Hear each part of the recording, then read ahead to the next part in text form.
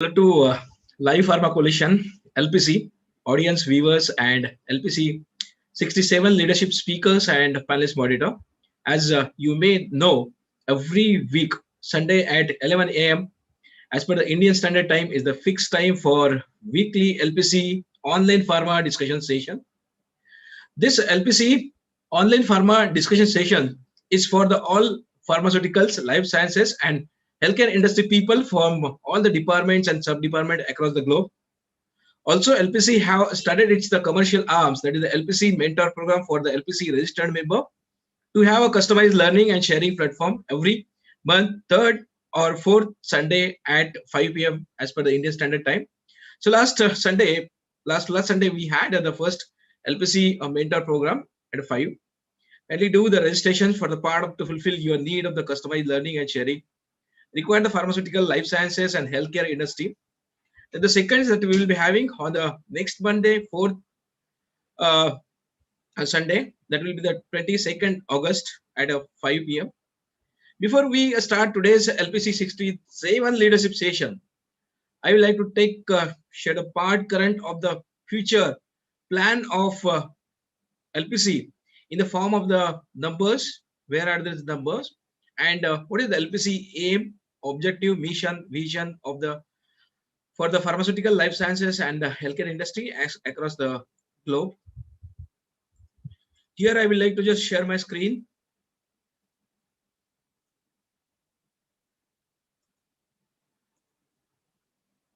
Hope it is visible to all. Now, welcome all on the India's largest online discussion platform, that is Live Pharma Coalition. It's a learning and sharing forum. Here, the LPC journey begins for the learning and sharing in a last year, May 2020. LPC today, as well as every day, every week, and a month, becoming larger and larger. Now, currently, we do have a 70 plus pharma company as well as the institutions with LPC, 180 plus speakers into a WhatsApp group, 20,000 plus people reach on the Facebook alone, and 2,000 will be people, those who subscribe the YouTube channel. There is reasons that the week-wise, the speakers and the audience for their betterment and getting the learning onto respective areas. As a week one is predominantly for the sales team as well as the marketing team, those who wanted to be a part of the leadership team in the pharma industry. Week two is the international marketing, where the global team they comes and they share views. Week three is for the marketing people, where like they comes and they share their views. Academic team from the all the institutions from the B Farm as well as the MBA college. And week five, if it comes in a month, that will be for the women leadership. This is what like our team complete entirely taking care of the all our sessions. We have executive teams here along with me. That today Ashwin sir and Aisha sir will be here. Executive members for the LPC leadership teams with us today. Hitesh sir and Arpan, he will be there. And I throw in the numbers of the LPC on the Facebook. 25,000 is the Facebook engagement and 2,000 is the YouTube reach. Here, that's what we have like the has now the customized learning and sharing with the LPC registered member for the LPC mentor program. And this will be the invitations for the next coming LPC. Thank you so much. The LPC 66 last time academic the viewers from the Facebook and YouTube both. Coming to LPC 67 leadership here to take this topic, great topic, changing dynamics of the leadership in new normal. Here we will have a three speaker along with that the eminent speaker from the LPC platform. We will have here the Ashwin Misra sir as well as the Aisha sir. Those who will be like the today's the panelist along with the Arpan and Hitesh sir. So over to you for further proceeding of today's topic, that is the changing dynamic in the new normal leadership. Because this leadership will not be a leadership. It has like the challenges every day when they face the lot of the changes which is happening due to the pandemic, and now we are just settling into a new normal 2, and this new normal 2 era really we need to sharpen our skill at every layers. Over to you, Ashwin sir. Thank you, Raman. In fact, no, it's wonderful that you have briefed about like LPC journey and the LPC objective, and I hope that all of you know about this. Like after the pandemic hits, first wave and second wave, every industry have actually underwent lot of changes, and pharma is not an exception. So what exactly happened due to the pandemic is we come to know how to handle the crisis, and that's through a great leadership skills, and digitalization has really helped during this crisis to make things happen. So to discuss all these three areas, so we have with us three eminent speakers from the industry. So I welcome all the three speakers, Mr. Shubhajit Mukherjee, Mr. Prashant Menon, and Mr. Vishal Chandra to talk on the crisis, leadership, and digital. Over to you, Yashwant. Thank you very much, ICS sir. Thank you very much. And good morning, all the viewers. Welcome to Live Pharma Coalition. The dynamics of pharmaceutical industry is changing rapidly. All of you will agree with me. The ecosystem is also changing. Landscapes are changing. And that is why the leadership also there is a diversification. The need of leadership is also a dire need of actual leadership in this relevant service. And looking into that, in today's episode, we have brought subject matter experts. All the three speakers are from diverse background and going to share with us a different aspects of changing dynamics of leadership in pharma industry. One is a business head, one is a consultant and leadership coach, and one is from global marketing. So that is how we have got. And to make it more synchronized, along with me, I have two more moderators, Mr. Hitesh Supreti sir and Mr. Arpan Paul. So let us take a brief opinion about this topic from both of them. Hitesh sir, your view on the topic, changing dynamics. Good morning, Mr. Yashwant, and I welcome all the viewers from Facebook and YouTube. The very interesting topic, I would say. There are so many new things after pandemic, which we are not able to understand how to go about. And all the experts, Mr. Prashant, Mr. Vishal, and Mr. Subhojit, so they are giving three different aspects of changing time. And I think it will be very useful for our viewers because industry experts are giving some new thing which is very required for my day-to-day working. So I welcome all the eminent speakers, and I'm sure today's webinar is going to be very informative and useful for our viewers. Welcome all. Thank you very much for joining, sir. Thank you very much. And we'll go to Arpan now. Arpan, your view on the topic. Yes, Arpan. Thank you, Yashwant sir. Good morning to all our viewers of LPC-67, India's largest online pharma discussion platform, and basically a seed of thought that was planted by Raman sir a year back is now becoming a tree. It is yielding fruits, it is yielding flowers, and it is spreading knowledge and goodness all around. Today, we have three wonderful speakers to throw more light on the topic that is changing dynamics of leadership in new normal. What I feel is that since time immemorial, one of the greatest challenges for leaders across the globe has been to be able to predict successfully. The ones who could do so thrived, but the ones who missed the boat, they really perished. The last year brought to the world something that perhaps no one could have predicted. The once in a 100-year pandemic altered the core of our businesses completely and forced leaders across the world to reflect and find ways to fortify their leadership skills. In my opinion, the shift in the business world brought about by the unfamiliar order comes as a golden opportunity for leaders across the world to bolster their talent and expand further. In fact, as the world aligns itself with the new normal, leaders need to change as well to help their organizations innovate, stay relevant, and create value for their stakeholders. I also feel that it's the responsibility of leaders to rebuild the culture of their company in a way that the employees stay motivated to to deliver results while catering to the shift in the customer demand. And to take us on a journey into the different realms of leadership, we have three charismatic leaders today to provide the spur in our strides. Thank you so much, Yashwant sir. Over to you.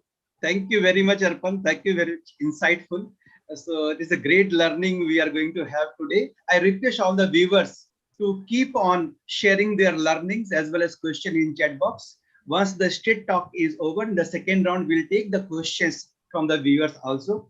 And let me introduce topics of individual speakers. So first we'll have Mr. Subhajit Mukherjee, who is the SBU head in Acumentis. And sir is going to share with us crisis exhibits opportunities and IPM exhibits the same. So Subhajit sir, a brief overview of your topic. Welcome to LPC. Please unmute. Please unmute, sir.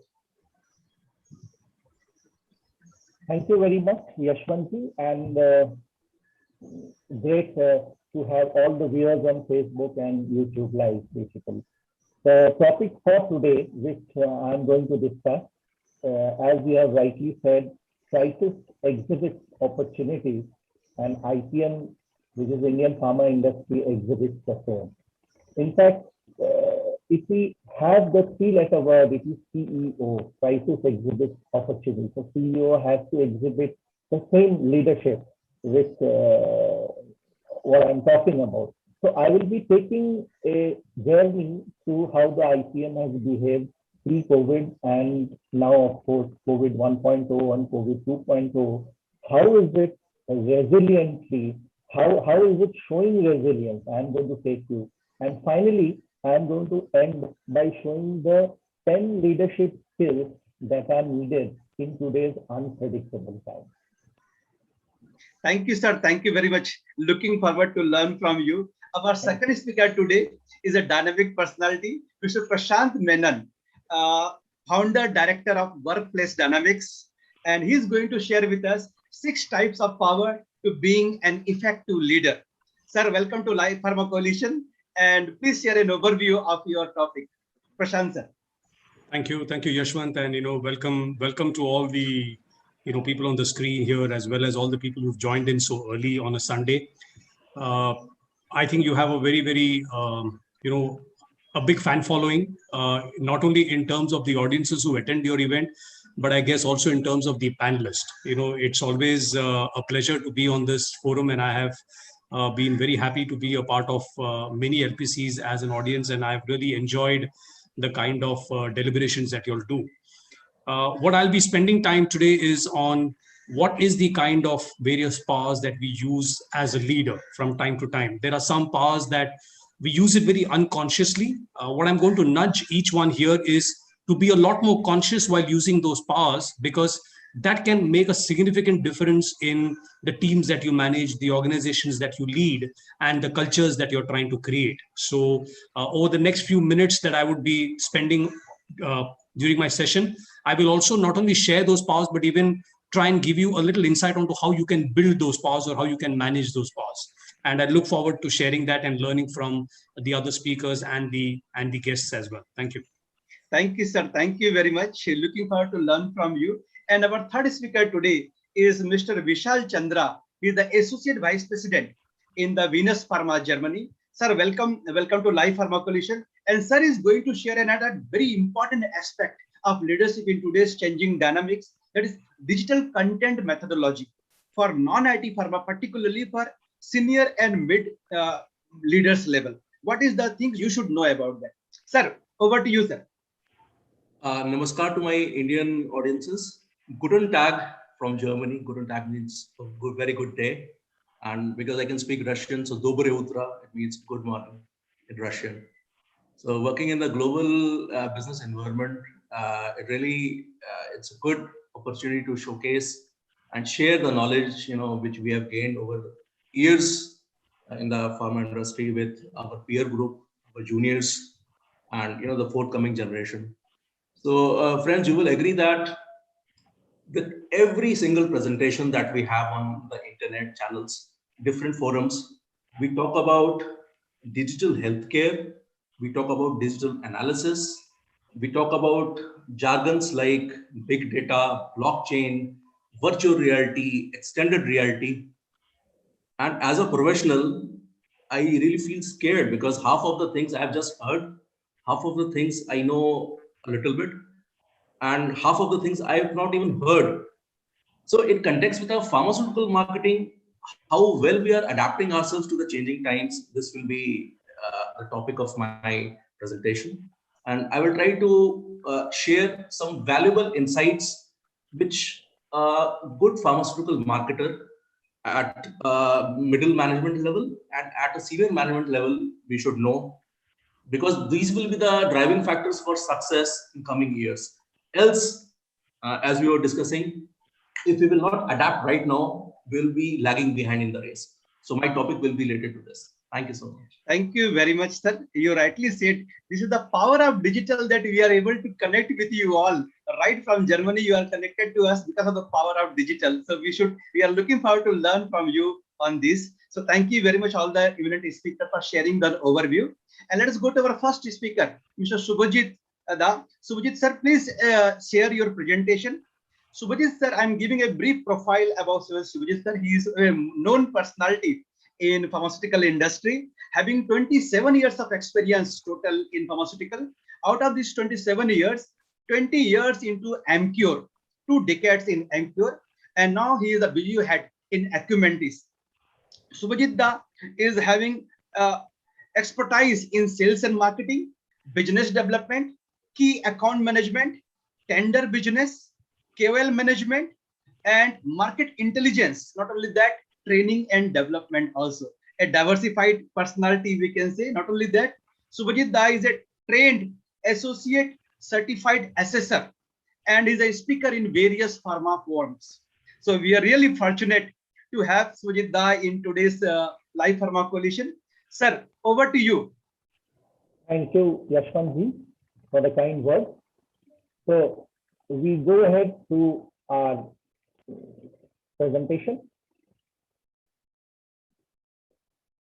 Now, this is my topic, crisis exhibits opportunity, and IPM, Indian pharma industry, exhibits the same. It is just the way you look at it. One looks at it upside down, one looks at it differently.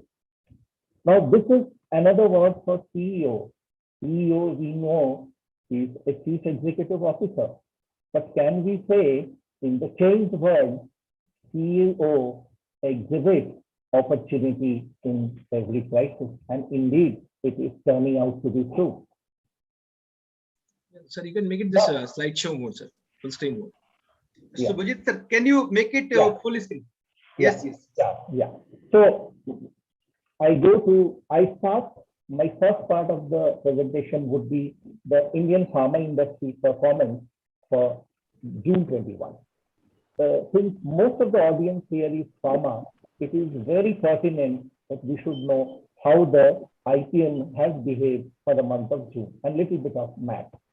Now, this is how the Mr. Subhajit, still it is not on a slide. Subhajit, full screen, full slideshow mode. You have to click on edit, enable editing, then only it can be made as a slideshow mode. Or just click on slide. Yes, that one. Yeah. So it has not come, sir. Not come? First, that one. I think you will have to do enable editing. First, enable editing. This one, has it come?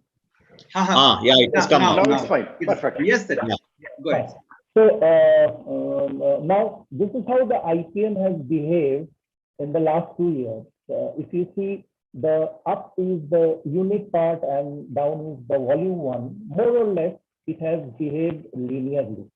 But now when we plot the actual, the values, if you see, in the backdrop of the linear trend, there has been 2 aberrations. First aberration was in the COVID 1.0 when the volume really fell down. And the second aberration was at COVID 2.0 when the volume picked up. So other than these 2, IPM has behaved more or less in a linear way. So can we say that IPM is resilient. We'll discuss more about it in the next slide. Now, let's look at like how the different sectors have performed for the month of June and for the month of March. Now, this is the total IPM, 1,59,429 is the value. For the MAT, it's growing at 11.7%. For the month, it's growing at 14%. So a robust growth figure. Top three therapies: anti-infective, cardiac, and gastro. Anti-infective for the month growing at 37%. Respiratory growing at 23%. And of course, stomatological growing at 21%. Now, these are key therapies that are showing a very, very good growth. Now, what I have done, we have looked at the total therapy, but we need to know that how has products with COVID influence, which are directly or indirectly related to the treatment of COVID behave, and how is the IPM, which is without any COVID influence, means without any COVID product, direct or indirect, has behaved. Now, if you see the value contribution, IPM with COVID influence, it is 40%. It's growing at 23.9 and unit growth 9 for the month. Let's look at it. The contribution remains same, 41, growing at 35. And IPM without COVID influence, as the value contribution is 59, like with the MAT, and growing at 3.1%. So the point we need to understand that it is still IPM with COVID influence growing well, basically. That's the point to know. So does it not show leadership qualities that it is rising to the occasion and performing its duty? Now, quickly, I will go to what are the anti-infectives that are changing the dynamics of this therapy. Obviously, favipiravir, remdesivir, azithromycin. Gastro, it is PPI, probiotics. Cardiac, it is continues to be the same. Anti-diabetic insulins are playing a very important role because post-COVID, we are seeing an increase in blood sugar and a lot of insulins are being used. Then, of course, the interesting part is the derma and stomatological. Huge growth in Providone, iodine, mouthwashes, disinfectants, anti-malarial. So, like this, things are, growing basically. Now, this is where I am trying to show you the three growth parameters. As we know, there are three growth parameters. One is the volume growth, price growth, and new product growth. These affect the IPM. Now, if you look at pre-COVID, it is more or less, it is distributed in the three growth drivers, basically, whether it's volume, price, or new product. But look at what happened once the COVID started. The volume really shrunk. But it shrunk in April, it revived, and look at what happened in April and May. Well, IPM grew at 51%, 49%. The volume grew up tremendously, which means there was a rise in demand. And of course, now it has stabilized back in June when all are more or less equally placed.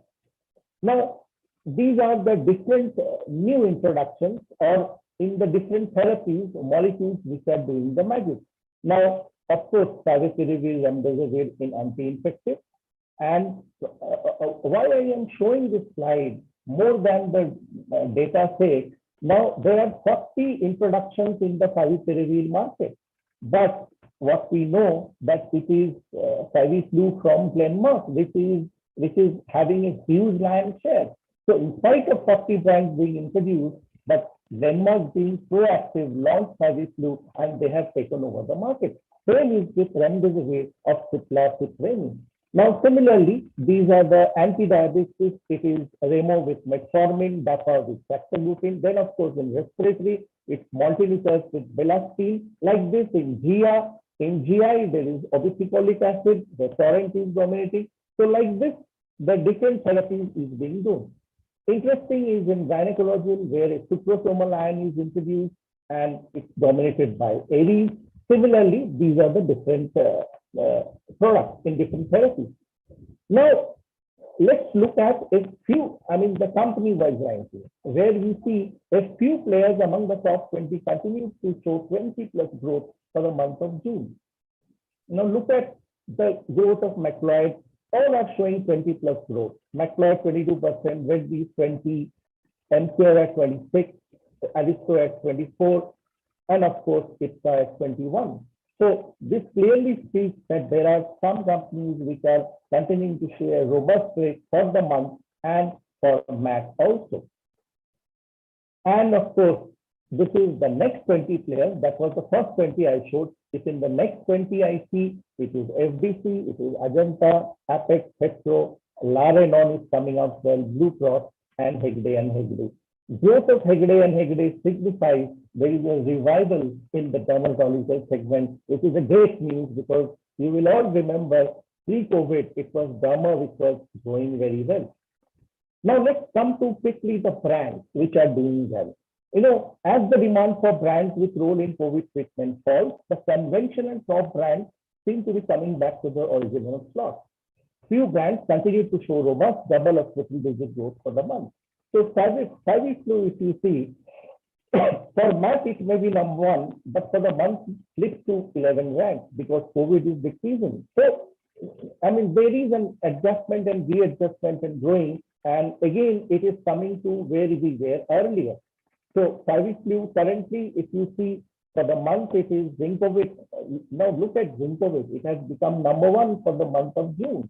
A zinc brand of effect, which clearly speaks how they have encashed now crisis exhibits opportunities.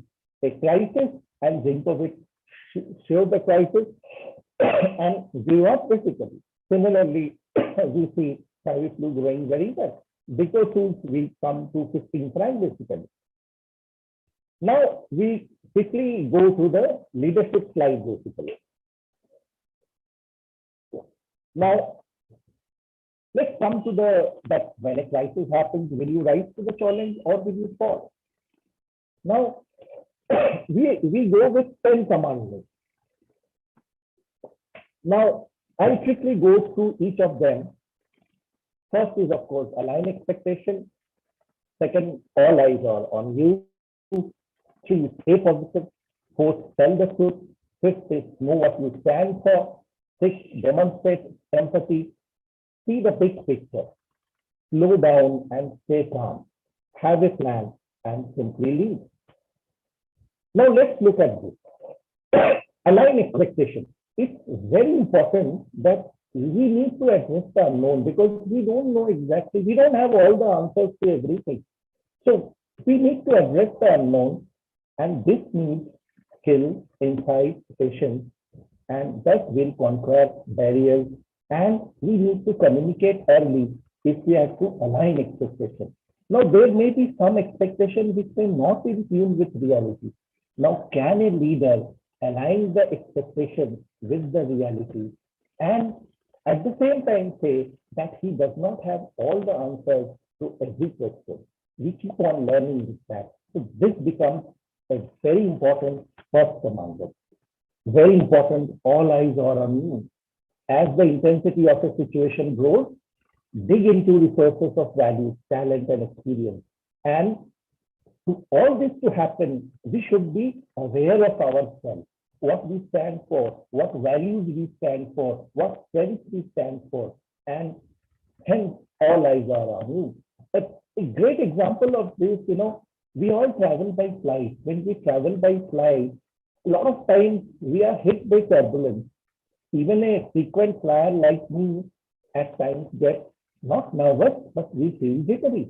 And believe me, our eyes are on the crew at that time. Their body language speaks. Their non-verbal language speaks. So it's very important in a crisis, all eyes are on the leader.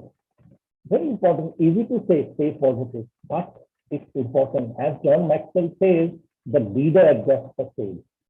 And he radiates trust, hope, and optimism, which leads to positive energy, confidence, and purpose. It's very important, a lot of times we need to tell the truth.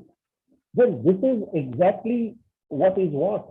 And we need to tell it honestly. Focus on the positive steps to overcome the problem and choose words wisely. The very great example of this will be in our pharma sales and marketing. Last year, we know. I mean, I'm talking of the year when the last year where there were not good pay rise. They were not very good increments in the field. How did we explain to the field? Did we explain, and the CEO or the leader who did it well, who explained it honestly, and who chose the words wisely, who focused on the positive steps to overcome the problem, he succeeds. And today that organization or that leader is winning. Know what you stand for. This is very important. Believe me, friends, because I may stand for certain values, but in a crisis, if I lose those values and I say, नहीं यार हमको पता नहीं कैसे भी कर लो, we lose our image as a leader. COVID will tomorrow go, but our leadership will remain. And tomorrow the world will judge us. नहीं यार, this guy, when everything was normal, everything was good, he said he stood for these 5 things, or he told that he stood for these 5 things. Now, when there is a crisis, he deviated. So we should know what we stand for, and that's why we say build your brand equity in a crisis, and we can do that only when we know what we stand for. Demonstrate empathy. So important, believe me. We have seen the worst in COVID.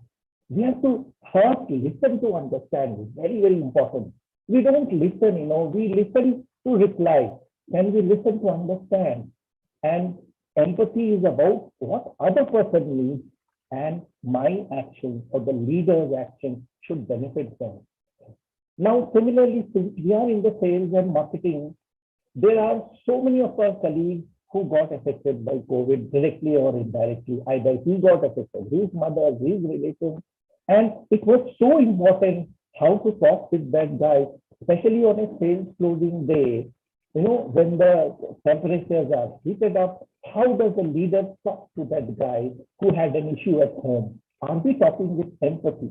I'm here differentiating 2 words, sympathy and empathy. I'm not telling we should be sympathetic. Yes, at times we need to be sympathetic, but we have to demonstrate more of empathy. And the employee or my colleague will understand more of the empathy part. See the big picture. Leaders can see the big picture. He should not get distracted by the small dots here and there, as long as the big picture is happening.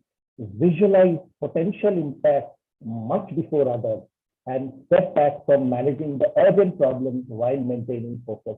So very important, keep an eye on the big picture. Stay down and stay calm. Very, very important. Your body language speaks for yourself. If you become jittery, if you show annoyance all the time, he will be perceived wrongly. So embody agility and patience to minimize impact of uncertainty. Take care of yourself mentally and physically, and see that you can be fully present in the situation, which is very important. Have a plan.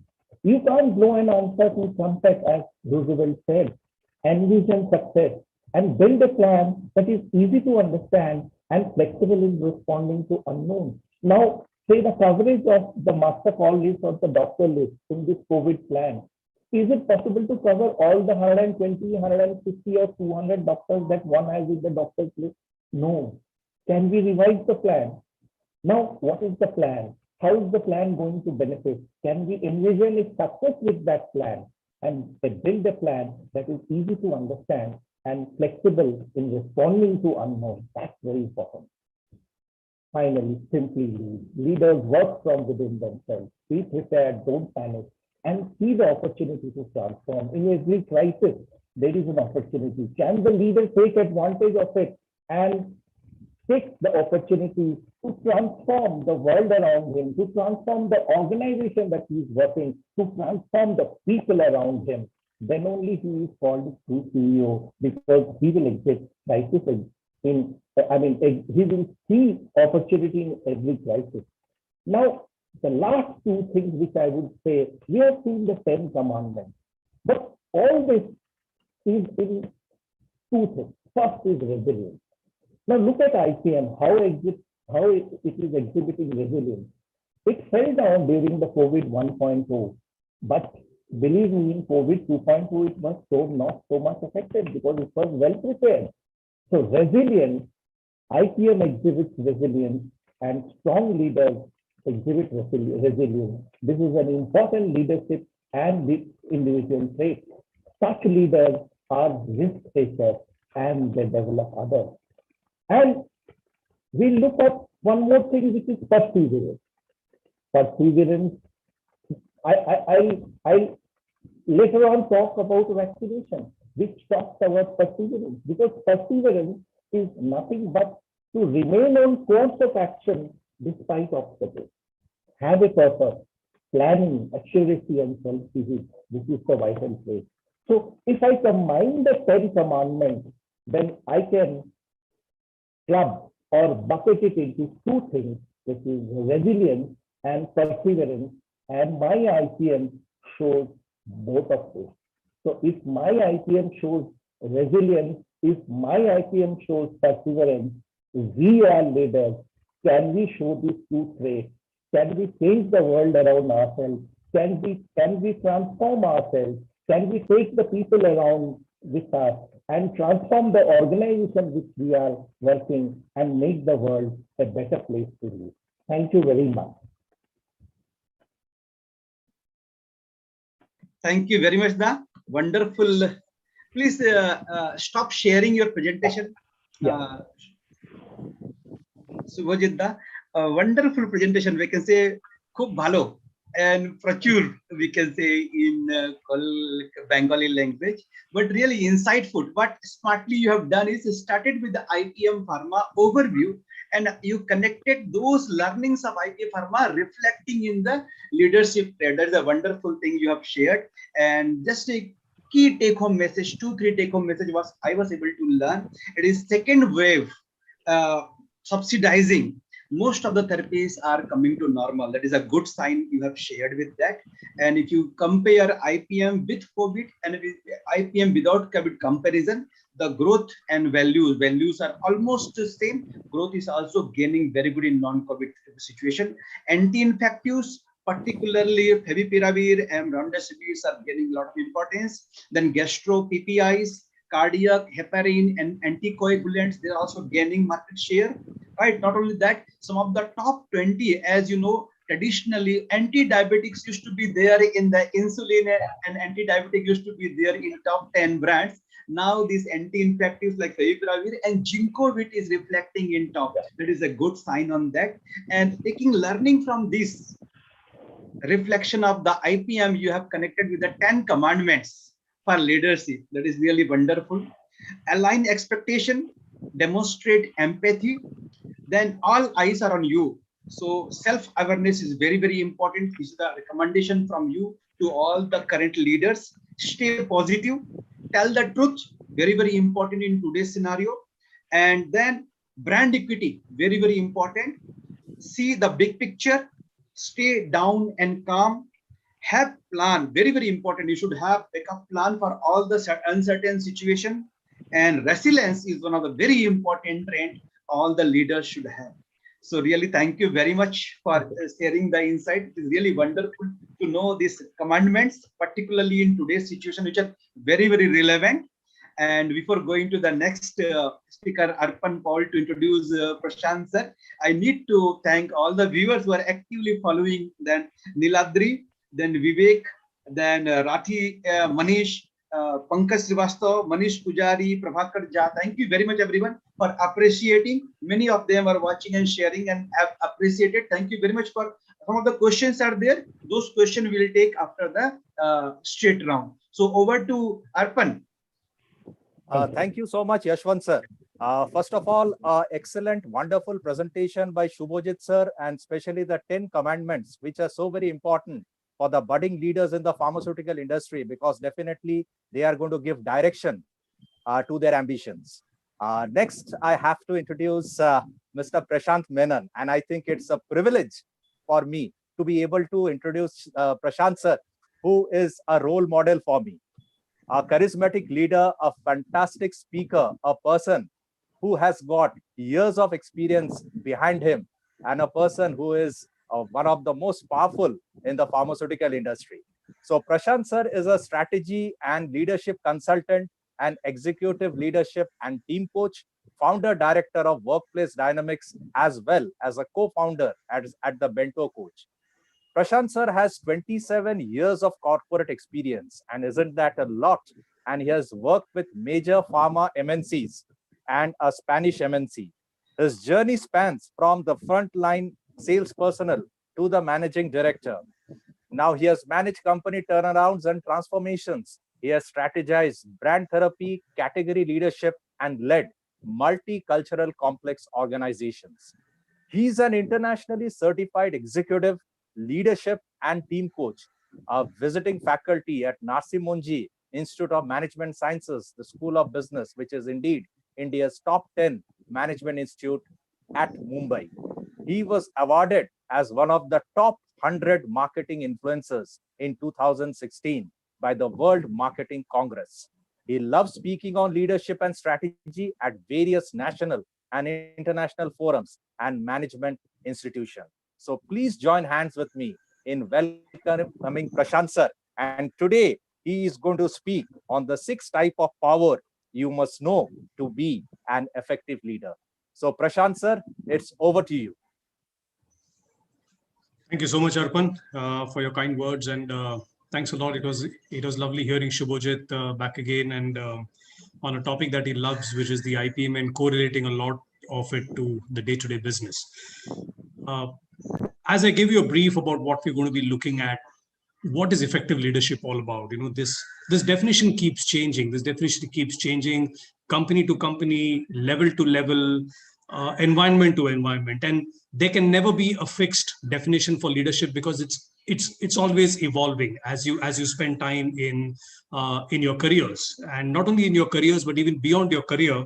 There's a lot of leadership legacy that you can live with. What I'm going to be doing over the next 10 to 12 minutes is trying to give you a glimpse of what I think are today's relevant leadership criteria that can be very effectively managed by you, that can be very effectively dealt by you. When we talk about power, there are multiple connotations to power. There are multiple colors that come around power. And very often, when you say, I have the power, there is a lot of people who look at it with a very, very dark method. They look at it as somebody who wants to yield power at the cost of somebody else. They don't look at it as a servant leadership kind of a power. They look at somebody who has got the upper hand on power. And what we'll try and decipher over the next few minutes is, how can we make this power look more colorful? How can we make this power look more appealing to everyone that we are getting touched by or we are touching? At no level whatsoever, you should understand what power is all about. What is the power? Who has it? And how can you get it? We all know that power is the ability to influence others, beliefs, attitudes. It also helps to get actions done to a great amount of extent. Getting things that work require you to build alliances, and nothing better than the last 18 months has really proven this to the hilt, that it is across alliances all over the world. We never thought great competitors could become alliances in the pharma. We never thought that great countries could become alliances. And here we see that today alliances are not only within your team, within your organization, but even outside the whole thing. And how do you yield that power to really bring that up? And hence, to get a lot of strong alliances, let's look at what are the 6 types of power that will help you to drive that agenda. And as we go along, what I will invite you to do is, as we speak about each power in discussion, there are 6 powers that I'll be talking about. I want you to write down the number of people that you can relate that power to. Either you are creating that power on somebody, or the number of people that you are impacted by. And it will be an interesting exercise to really see what you need to do at the end of the session as a call for action as we spend time. The first and foremost is the referent power. What is the referent power? We've all heard about referencing. This is a reference, and it only tells you about what are the number of followers who identify you as a leader. Think back about your professor years back that you passed out. about the kind of impact that he has today as a reference person. Think of any company leader in your organization that you think, or in the industry or in the world, that you think is somebody that you really look up to and you follow the way the person behaves and believes in. How do you build it in yourself? If you have liked that and you have started imbibing certain traits about referent power, it is important for you to build your credibility. Build your credibility and reliability by following a simple mantra. Always deliver what you promise and never promise that you cannot deliver. And nothing better than this in all our day-to-day lives. We all have certain amount of commitments or certain amount of assurances that we give to colleagues or leaders above us. So stakeholder management, we generally tend to have commitments across. Stay with your credibility and reliability in delivering those commitments. Stay with the mantra that you can always deliver what you promise. Otherwise, the ability of you to be a referent power starts declining. And this is very important. And as we've discussed this power, make a note. Make a note on how many people you can actually count in your entire network as people that, okay, if this person says something, he's able to deliver it. Write down and see if how many people you have been able to give that kind of a reference power is also very, very important. Let's look at the next one. Expert power. It's a world of being expert. Somewhere in the beginning, I heard Yashwant talking about subject matter experts. And I think all of us are subject matter experts as you keep gaining experience. It's all about two basic skills that are very, very important, is on the skill of communication and in the skill of people management. So as you move up your levels, the expert ability of yours starts building more and more into that. So based on your followers' perception, they have a perception about your competence and expertise. Okay, I would like to go to this person on this account. Look at the kind of super specialist doctors that we have in our list. They are an expertise in that. It could be a cardiac surgery, it could be managing diabetes, it could be a dermatologist, anybody, or it could be a crisis manager. You have a lot of people within your team who says, go to this guy. You may very, very casually call it, this guy is extremely resourceful. That's his expertise. He has got a fantastic network that he can latch on to at all points of time. So if you are able to build that, you will be certainly recognized as a leader who's got an expertise in certain aspects. It could be managing tough KOLs. It could be managing complex teams. It could be managing people with a lot of union issues. It could be managing big brands. It could be managing a very tough market, a market that's always had attrition. What's the expertise that you bring to the table in your organization and in your team? How will you build it? Keep getting good at what you do. Deliver it every time. And here's an important buzzword. Help others learn from your expertise. There is no point in hoarding that expertise. We all remember the impact of hoarding bundles of money under various loopholes or various pockets in the houses until the demonetization hit us. All that hoarded money could never be gone to the bank in time and exchanged. And what happened to that? You actually lost the entire bargain. So if you want to be an expert, let the world know that you're an expert. You cannot keep your expertise invisible. So keep others getting benefited. And that's the way you will start getting yourself recognized as an expertise or a person with an expert power under a certain bracket. Oh, we love this. We love being a boss. We love having the power that comes legitimately. This is called the position power. Any designation that you handle, you are a CEO, you are a function head, you are a first line manager, a second line manager, a marketing head, you've got a legitimate power. This is based on the authority. So all leaders come up with a set of power that actually helps you because you need to conduct your job functions. And what do you need to do here? How do you build this power? As you rise in your career, your position and your title will give you a certain amount of legitimacy. But what is important here is you need to deliver it wisely and positively. Because if you can use it responsibly, you will certainly be known as a boss that people want to work. And today, let's add the word unboss. Everyone here today talks about unboss. And if you look back at what Shubhajit was trying to talk about, leading with empathy is a way of unbossing your entire team. If you can bring about those characteristics into your leadership style, the position power will not be treated as a position. Your job to use position is only to facilitate better. You've got the authority to be a better enabler. You've got the authority to be a better facilitator. Use that position power responsibly there. Do not use it to really do something that we will look at in a later slide. The reward power. This comes a lot with your ability as a leader. How often have you rewarded people by just giving them an appreciation, by just recognizing them in front of a group, by just telling them that fantastic job, you've done a great job? In these times where meeting a customer can be as important, connecting with a doctor on the phone or on a WhatsApp can be as important, getting a doctor to open your email and acknowledge can be as important. How many times have we recognized and rewarded this person with our appreciation? This rests on the ability of you to provide your rewards there. It's not about financial rewards. It's not about the rewards that come along with the company. It's a reward that you as a leader can bring about there. So cultivate this reward. Cultivate this reward power by praising your team members who've done a good job. A good praise goes a long way in boosting team morale. And what I keep telling in various forums, it helps you to get discretionary effort from your followers. And what's discretionary effort? It's that effort that people want to give because they really align with you and your thoughts. Otherwise, if not used, they will keep it within themselves and not give you that extended mile. Coercive power. Again, this comes in very strongly with your leadership title. What is coercive power? It's the ability of you as a leader to penalize others. And what you must do here is use it sparingly and use it as a last resort. Very often, this image that you see here, how often do we misuse this power? How often do we not acknowledge and empathize with people? Just because I'm the boss, I would tell you to do this. Just because I'm the leader, I want you all to follow this path. It does not work. Or just because I'm the leader, I think I don't have time to listen to you now. That is not helpful under any scenario. Today's world doesn't look at it as a very strong trait.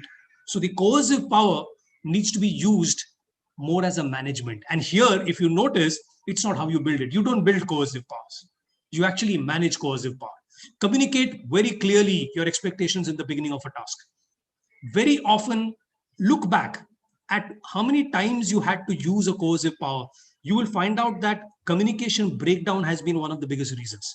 You have not been giving the right guidelines or the right directions, right expectations right in the beginning. And when you don't do that, there is every possibility of somebody breaking the rules. There is every possibility of somebody not reaching the milestone as per the directives or the timelines. And hence, you start using the coercive power. So use that sparingly, because that then speaks about how effective you are as a leader in discharging your communication abilities to a given set of team members or stakeholders. The last part is information power. There's nothing greater than this. I mean, I think the world over, 16 months, I'm so amused and amazed and inspired to see the number of people increasing their levels of knowledge. Today, knowledge is power. A person who knows a lot speaks the least.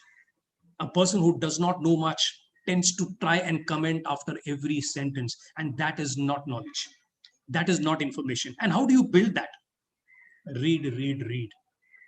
And it's not just enough reading. What I would love you all to do is connect that dots that you read and transform that information into anybody who can access that data. Because if you don't read, then that becomes information. And if you start putting that information into action, that's knowledge. And what you and I want is knowledge. We want knowledge to be shared with people. So keep reading. Read in your subject line. Read about your customers. Read outside the industry. Read as much as you can. Get exposed. Have an ability to have an eye across. Because if you can have an eye across, I go back to the previous session, people will have the right eye on you. And if you want the people to have the right eye on you, have that information. Why should you as a leader be approached by your followers? If you cannot give them something that they would love to be associated to you, it doesn't work. Look at the times that you have gone on to the markets and worked with colleagues and they said, sir, maja aa gaya, aap sir dobara kab aayenge? Why? It is because you have given them something that they didn't have access to till now. So please use the information power as a leader, because that's going to be a trait that's going to really get you right up there. So my last few slides, legitimate, reward, and coercive powers are based on position, which means responsibility is critical here. You got to use it responsibly. You got to use it critically. Referent and expert powers are personal based. This talks about you as an individual, as a subject matter expert. How can you really impact people? And the best way to impact people is keep knowing your subject better and keep sharing it with people better. That's the way you can start moving up. And as you move up in your career, sharpen your information and expert powers, because this is what will take you miles ahead. This is what is going to differentiate you and your next colleague who's also a similar leader like you. So as you grow as a leader, as you expand your referent power and legitimate power, also include the reward and coercive power selectively.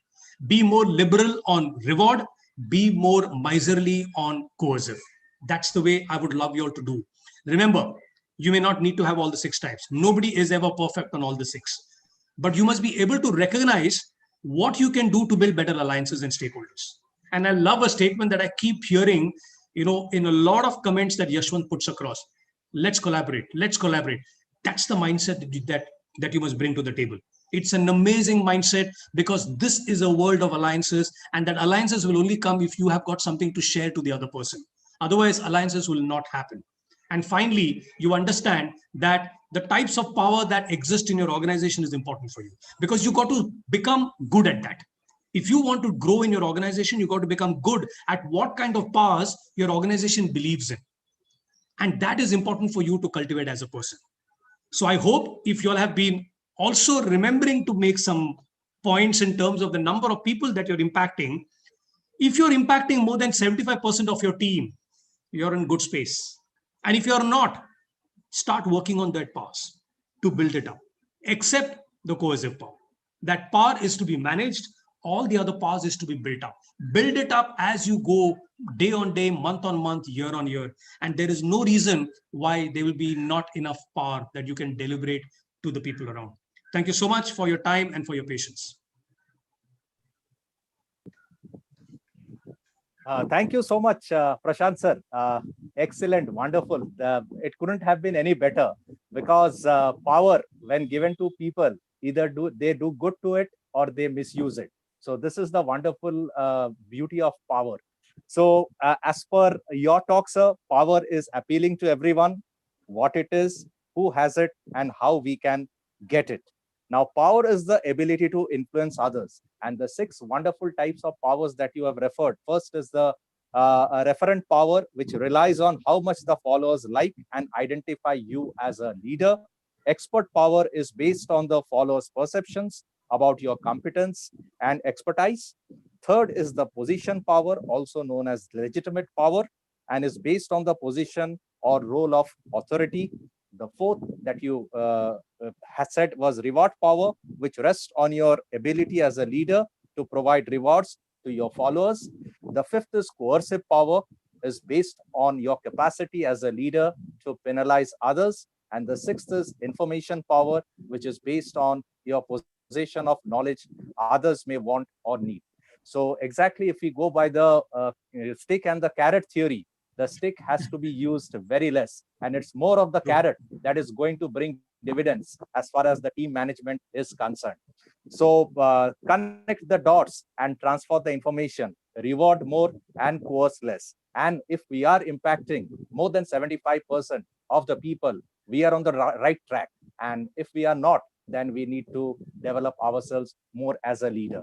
So on the 1st of August, which is celebrated as Friendship Day internationally, what better than you said, like collaboration and co-creation, which is basically how friendship develops in an organization.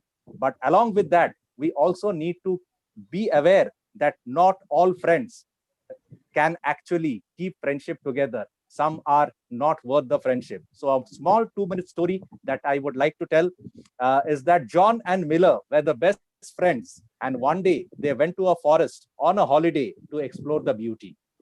They suddenly saw a bear coming towards them. Naturally, as they both saw the bear, they got frightened.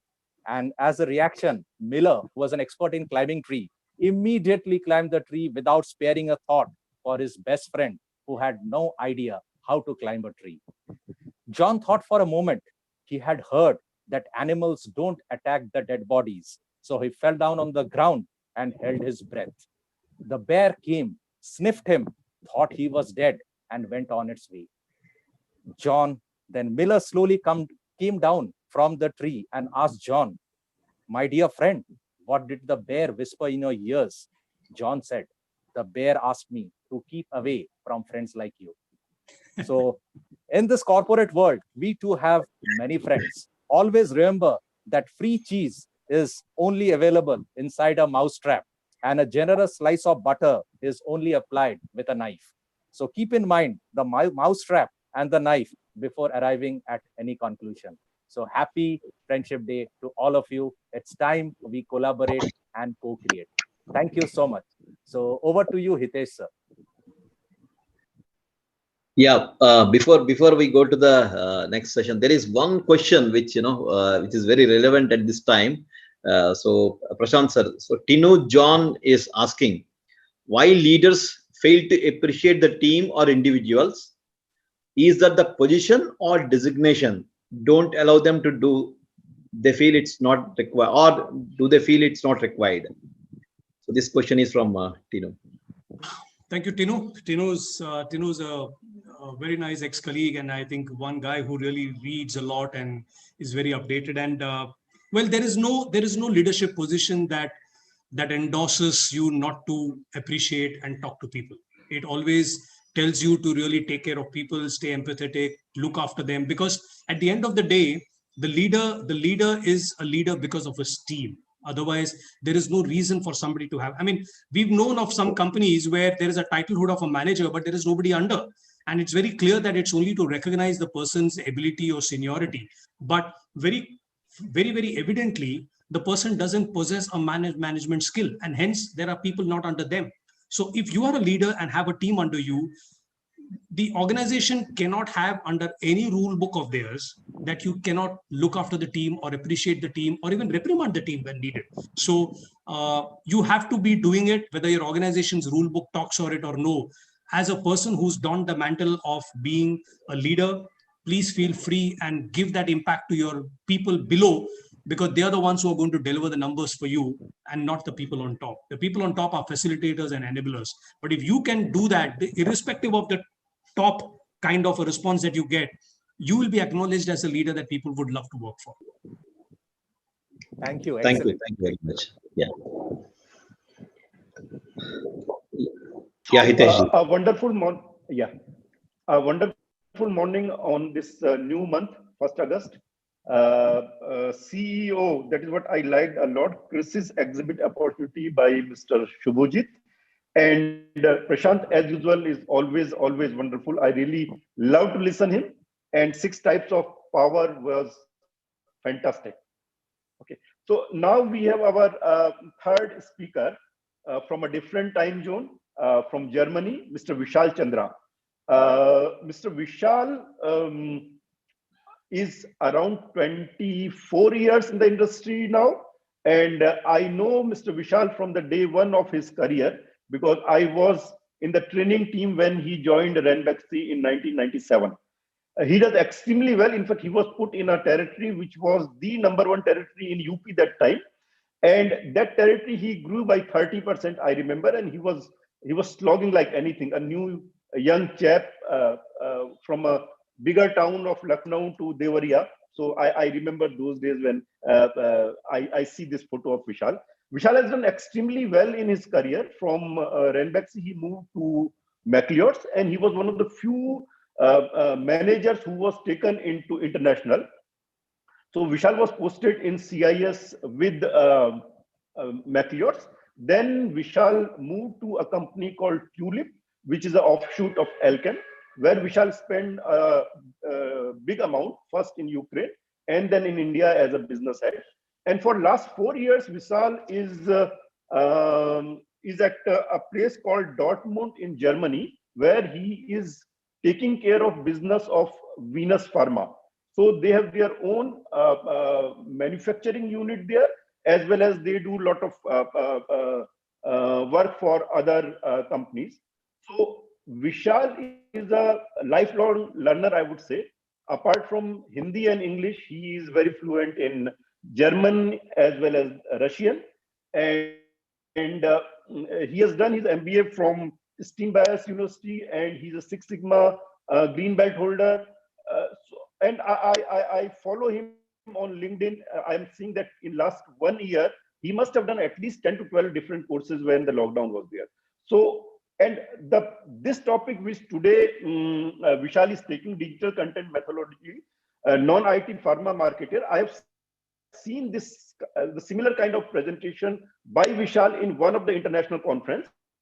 And he has done a great work in understanding the thing, because we all, when we are from basically the medical representative level to this level, so digital is very new. It is last few years when we have heard digital, but how actually we can be perfected in digital, and what all are the needs. So those things Vishal will take care, will share with us today. With this, I welcome Vishal. Thank you very much, Hitesh sir. Vishal, over to you. Yeah, thank you so much, Hitesh sir. Am I audible? Very much, very much. Okay, that's great. Hello, everyone, and a very good afternoon in India. I believe there are most of the audience from our Indian pharma industry and colleagues. Let me come straight to the point. And I would love to start my presentation with slide 1. And it starts with 3 screenshots. First is from the last week presentation on the LCP by Dr. Satish. He was talking about big data analysis. He was talking about blockchain technology, augmented reality, extended reality, XR. The second screenshot is from my own LinkedIn profile, wherein this connection, Ms. Nadia, she's talking about digital healthcare, and she's asking me if I want to recruit someone for digital healthcare management, and if I'm facing shortage of resources. This third screenshot on the right is an email to me by a company called EPG Health, asking me to participate in a survey related to the digital evolution of the pharma HCP engagement. HCP, as we know, healthcare professional. So my question to the moderators, panelists, and audiences is to how comfortable are we to hear the word digital being repeated again and again, and hearing jargons like big data, blockchain, extended reality, etc. So Hitesh sir, any idea how well our current audience and the panel, how tech savvy are we already? Vishal, what I understand, we all are learning. We all are learning. We know something, and if we don't know something, we do Google. We try to learn, but all of us are learning. We are at a stage 1 or stage 2, or some few people may be at stage 3. Absolutely, sir. I'm equally at par with everyone, and I do feel so scared. Half of the jargons I don't understand. Half of the jargons I just have heard, just an overview, and the rest I'm still to learn. So I feel very much insecure. So I can imagine, especially the industry leadership at our age level, which have grown from grassroots level to this level, to management level, and our middle management professionals from the non-IT background, how well they are equipped to meet challenges of future. So I would like to highlight the urgency of the situation, especially to the middle level and senior management level audiences. And if you too have witnessed the change in the trends. During the pre-COVID times, 2010 to 2019, I would say, the business development and the marketing and sales promotions were relying on a mix of digital touch points along with traditional tools, with a definite inclination towards digital promotion. Every passing year, something new digital was coming at its own pace. And I remember when we started sending emails to the clients, sometimes posting, our content on the Facebook, Twitter, or maybe providing a link of some YouTube video related to our product in our emails sent to our client. Of late, with advent of WhatsApp, we have started giving reminders to our customers over WhatsApp. So this is all which I could remember, my various teams that have been doing in last 7-8 years. But now we change. Now we see the change in the trend. Now, have you ever realized that in-person meetings now don't exist? I have not done even a single face-to-face client meeting in last 1 year. Everything online. The cold calling is definitely out of question. When we just picked up a phone randomly and started calling to prospective clients, of which the telephone numbers were obtained from service providers by paying some money. Now the company work norms are changing. Companies are adapting to work from home working models. It means that the offices and the places where the customers and the prospects used to meet, those places are empty. So phone calls go unanswered, voicemails, messages are unheard. So everything that is happening now, it is over the internet. If we talk about the business processes and the results, the second quarter and the first quarter of 2020 and now 2021 shows that the digital marketing is a new normal, and it is going to stay for a infinite time, and rather newer techniques would come every passing year. The marketing trends of 2020 and 2021 are completely different than what we had projected at the beginning of the year. Friends, my presentation is going to be very specific. It has got just 13 slides, and at a fast pace, it will just finish in 12.5 minutes time. During the presentation, you will get 5 essential tips of what to do to be successful in running your marketing campaign over the internet. And then I will tell you 3 pitfalls which you need to avoid if you don't want your efforts to go down the drain. And after the presentation, I promise to give everyone free of cost gift, which I am sure will be useful for you in managing your e-campaigns. Friends, it is now noticed that the content marketing gives more valuable information as compared to the traditional marketing models. Everything is now digital. The digital campaigns are now providing value to the client and creating loyalty to the brand. The blogs and the videos now educate the client so that they can make purchase for future. They help the client to connect and attract them to write about effectiveness or failure of your product. They write blogs, they give reviews of your product and services immediately after using them.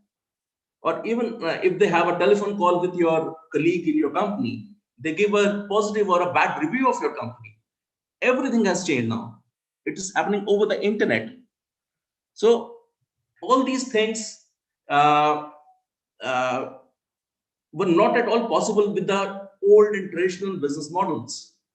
So now the clients try to make an informed decision before spending their money, even on medicinal products and pharmaceutical products on which our audiences are working. So we belong to the same pharma fraternity. Our portfolio could be different, but now everything is changing towards digital. So now coming to the specifics of pharmaceutical sales and marketing models. It's time to change. Suddenly the traditional models have become obsolete, and it has made inroads faster than it was thought. The first pre-COVID era that I was referring, gradual tilt towards digitalization was happening.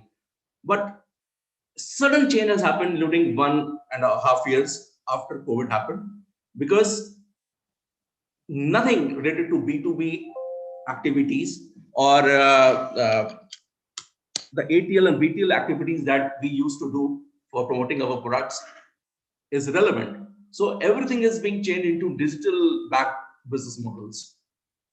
So Now, every single day, we hear about branding via social media, content marketing, email marketing that we used to do, and we used to talk about the SEO, search engine optimization. But now we talk about app development, we talk about SEM. How many of us know what is SEM? Friends, it is the content that you create online now communicates your message to the end client. It educates your readers and persuades them to purchase your product and services as against your competition. And providing high quality content is one of the most important things that you can do to attract your clients and create interest in your business. And by the way, SEM is search engine marketing now. SEO backed search engine optimization model, it was and it is being done to promote your website for specific keywords. But SEM is being used to promote and give your advertisements on picking up the specific words on whatever website that you will open.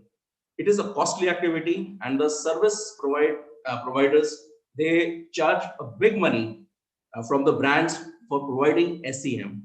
But this is now what is happening. So, friends, the same methodology of traditional models now has to be converted and aligned for our digital marketing techniques. Now your content, your strategy has to have digital goals and endpoints. You have to find audience online. You have to measure the success and failure of your campaigns that are being done online. Who will be your audiences and what investment will be required to ensure success of your content strategy? While paying attention to the content, it is very important because it will assist you in building trust with your audience. It will help improve your conversions, connect with your customers to generate new leads over a period of time.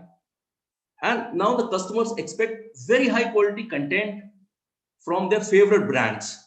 It depends on you if you make your brand their favorite or lose their interest just because of a poor internet experience. Now I will tell you the 5 tips for success and 3 pitfalls that you have to avoid.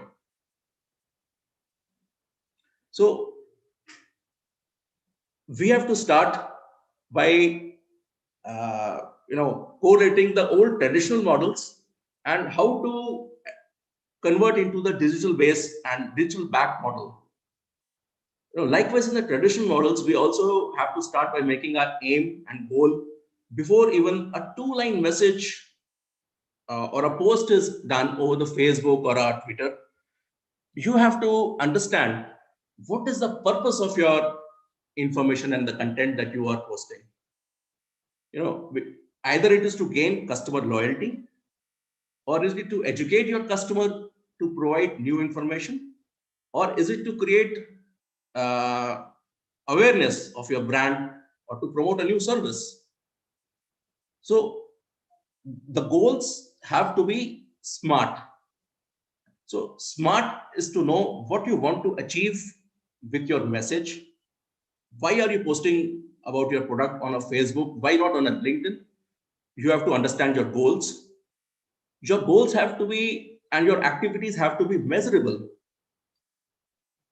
You should know what you wanted to achieve and when you have achieved it. Do you have the power to accomplish the goal that you are setting, and is it realistic? And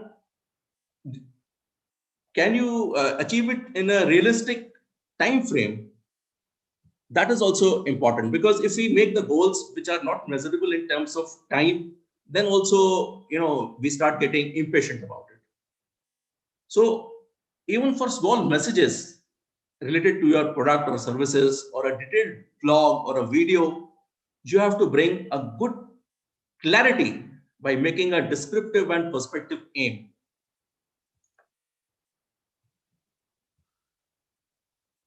Now, you have to start viewing your own content as a data. Data per se, you have to understand how would your own computer, how would the internet channel take your content, and how would audience correlate with it. So there are a couple of misconceptions on the content strategy. I have seen many people bombarding the internet and the Facebooks and the LinkedIn with blogs, sometimes posting 3 times, 4 times even in a day, and every second day you can see their presence. So this is a misconception that more number of blogs in a month are good. More times being spent on Facebook Live is good, or let us publish a white paper. No, only quality of your content matters. And I would like to highlight is the quality of your digital content. It makes the difference. You know, your strategy has to be linked with the analytics. As a strategist, you need to monitor, track, watch, and report the numbers in order to continuously refine and adjust towards better conversions. You need to understand, after posting on any digital platform, where customers are coming from, where they're going, they're even coming back or not. And you need to continuously assess the traffic patterns. And you should definitely discuss the basic questions. After posting it 3 or 4 times over different platforms, you should come to know very clearly as a strategist as to what can be refined and improvised, what tools, what platforms, which apps are performing the best or the least, what is the best use of time and resources in relation to the sales conversions, and the overall strategy is blending together as a whole or not. So next point is to make a schedule. This is quite relevant. I'll give you a practical example on this. First of all, there are various platforms. So not each of the platform like Facebook, Twitter, LinkedIn, Pinterest, or Google, every platform has got its own specific purpose. LinkedIn per se, it's more for newsletters or announcements, or best for product updates or recruitments. LinkedIn is the best. If you start posting about your products or maybe of your recruitments over Facebook or Twitter, it won't be taken so seriously. So you have to take the right channel where you want to start your presence. Making a schedule is very important. Planning your content is very important according to the schedule and the holidays and events that are relevant to your industry. So I would love to give a few examples. For example, Gudi Parva in Maharashtra, it can be correlated with launch of real estate project. Navratri can be correlated with purchase of an automobile. If you're launching a new model of your automobile. In pharma industry, International Yoga Day can be used to correlate a launch of a physiotherapy service for elderly with some discount offer for arthritis related problems. So this is how you need to correlate your products and services with the events that are happening around you. In our pharma industry, I would say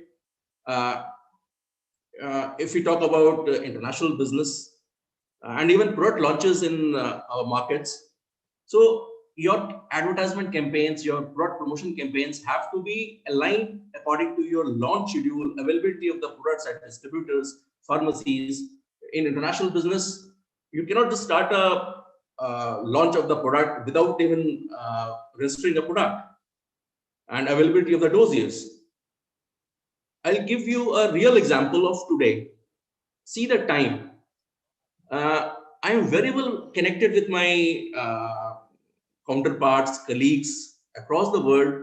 I give an example of LinkedIn. I'm connected to over 5,000 people. But I can assure you and I can vouch that not even a single person from west of India in international market. If I talk about Germany, if I talk about UK, the French Western markets, the LATAM markets, this session is not being watched by any one of them. In Germany, it is just 7:30 in the morning. In UK, it is 6:30. In LATAM, it must be 4 o'clock in the morning. So, even though it is a fantastic platform, had it been a message over LinkedIn or Facebook to promote this fantastic event, none of the subscribers would even see the message. So please understand, there are lots of people who are posting day in and out over different platforms, not considering the time when the post was made. So you have to understand the readers and audience perspective also. What time will be the best where you can get highest viewership, especially in the international business. If I'm looking forward to gain audiences, I am being not watched by anyone at this moment, especially from the Western geography. So the schedule has to be planned very well. And while planning, you can leave some blank spots to incorporate unpredictable but relevant events on trending topics that you need to create content at the last minute. So now we talk about giving a specific direction for your content. During your strategic meetings, discuss about giving specific direction for your content strategy. Your goals of your own goals and goals of the reader have to be aligned. The tone of your voice has to reflect on your content. The topic of your post have to be aligned as a part of strategy. Before reading the content, the audience and the viewers, they see the topic and decide whether they want to read it ahead or not. So even selecting a topic of your post is very important. So it is important that the strategists understand which piece of marketing framework and different types of content your content is falling into. Your Facebook ads, landing pages, explainer videos. So what will be the outreach? By outreach is, what do you expect? How many viewers and audiences do you expect when you post a content on a Facebook or a LinkedIn or a Google or a Pinterest? So you need to have a prediction, by posting at a particular platform, how much audience can you reach? How will you convert the potential leads that will be generated by your efforts? By conduction of an online quiz or a informal blog, case studies. How would you convert the client that you have gained after your initial blog? Are you prepared for the conversion strategy? Once a client is converted, how would you close your sales talk on a digital medium? So how would you retain him? Would you give them a special offer, or will you write a white paper or email or run a contest? So I want to say that it is very essential to have the content prepared and be ready to go well ahead of the timeline. Else, for each of the above steps, whether it is outreaching, conversion, closing, or retention, if you're not prepared, you will not be able to take a decision and your entire campaign will go haywire. So just as we plan for other business models, similar planning and being ready for every of the step is very essential. And the fifth advice is being prepared for repurposing your content. Friends, repurposing means using the same information and presenting it via another platform. Creating the content is extremely tedious job, and it takes lots of time and efficient steps to keep on creating the content again and again. So I personally believe in repurposing the content to different channels and for different purposes, so that when you use the same content over multimedia channels, please consider the ways where it can be easily converted into the future. Here are some ideas. You can develop a webinar into a series of email courses that you can then sell or discuss with your audiences. You may create PDF guides of the old blogs that you have posted. You can develop blogs so that they can be later used to create a successful case study or a white paper. So be ready how to use the same content over different platforms after repurposing it.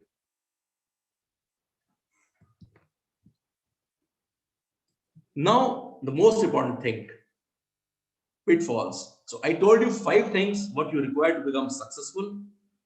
More important to achieve success is to be prepared for a failure. And what should you avoid to have delayed or inappropriate results? The simplest reason why a content program does not succeed is lack of persistence. There is no documented strategy. The companies have started promotion of their products without any documented strategy. They don't know who will be the target audiences. Sometimes they choose a wrong platform. Then it is inconsistent content delivery. We suddenly launch a product, and 1 week we keep on bombarding with information, and second week onwards we are completely untraceable. Then there is lack of valuable or differentiated content, and we keep on repeating the same topic again and again without giving any new value addition to the client or our audiences. And the company does not have patience and itself kills the program even before the results are met. So please understand what could be the reason, what are the most important reasons of people being unsatisfied and why they feel their results are inappropriate and delayed because of these reasons. Second most important thing related to the pitfall and failures. The key decision makers and internal teams do not know the purpose of the program. I have understood that one of the biggest reasons why digital-based content marketing programs are killed is because of the people in the organization who control the budget and decisions have absolutely no idea what you're doing. They don't understand content marketing. Why are you doing it and what impact it could and should make on the organization?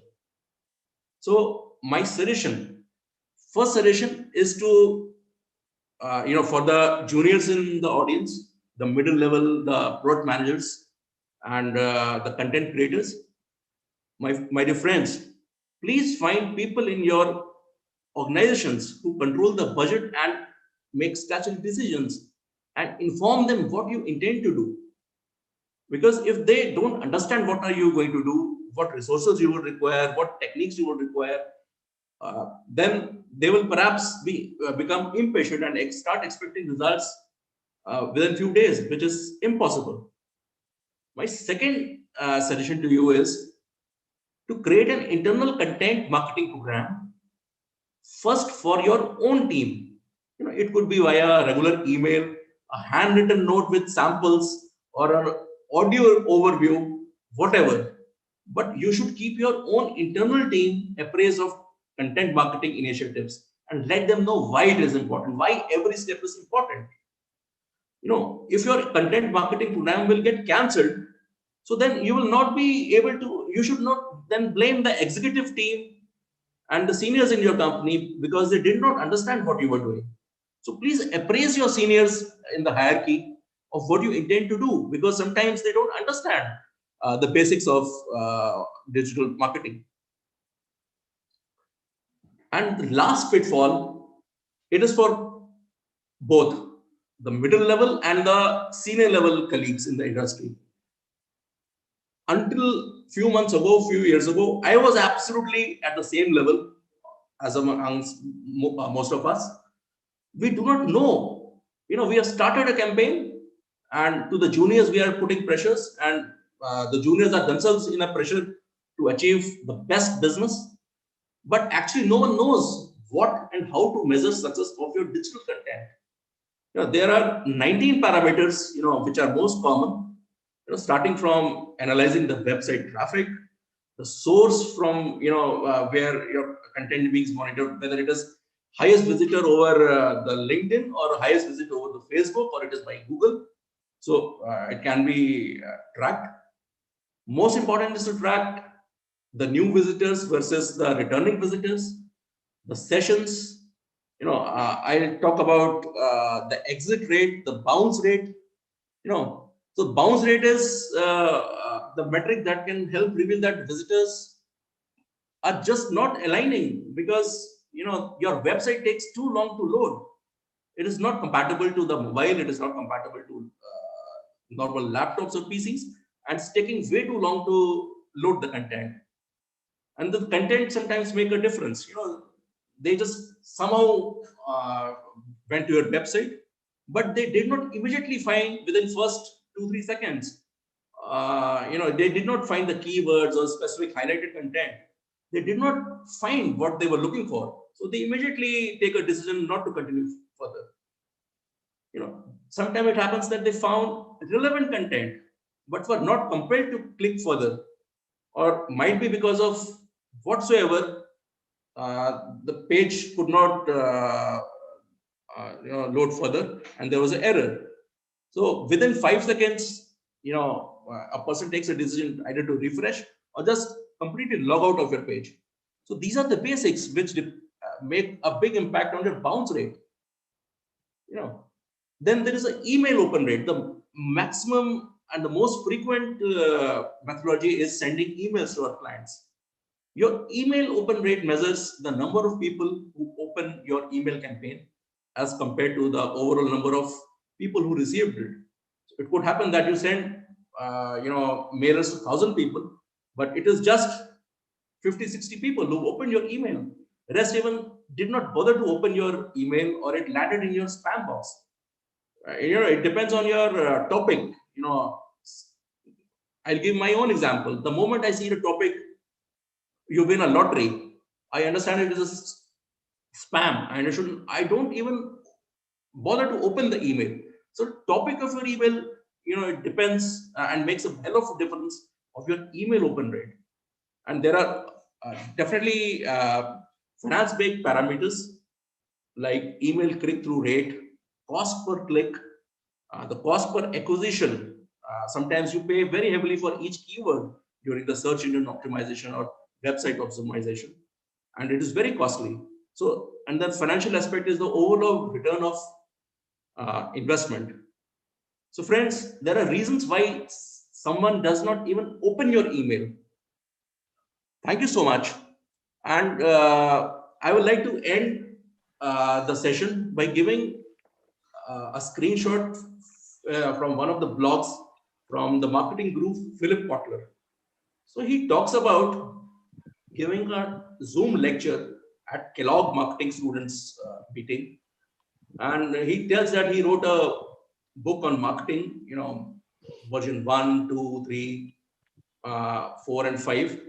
So the old products centric marketing campaigns, he was talking about how consumers make decisions emotionally most of the time.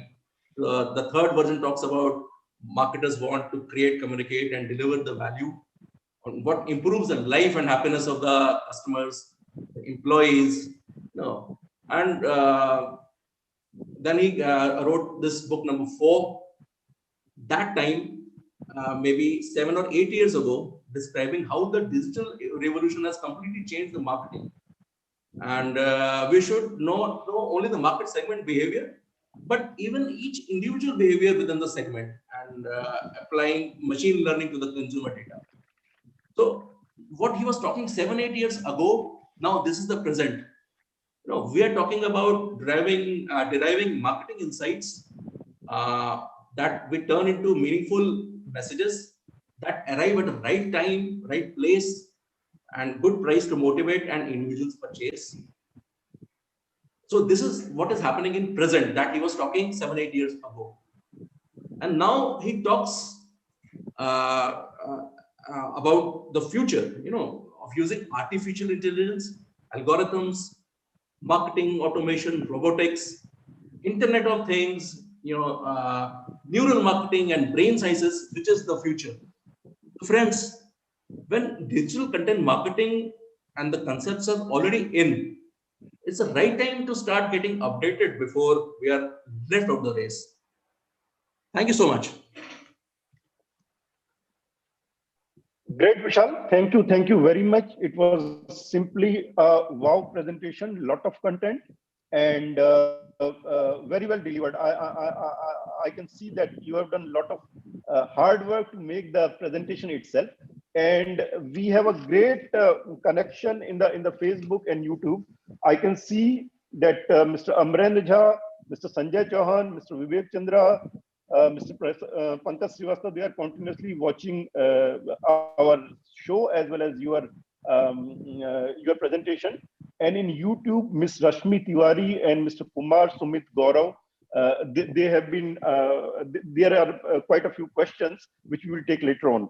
And one thing which I have seen, you were telling that you will not have people from the West, but there are few people from Africa here, and I can see few people from Middle East Asia also. I can see somebody from Oman. I can see one gentleman from Dubai. So our reach is much more than what you were thinking.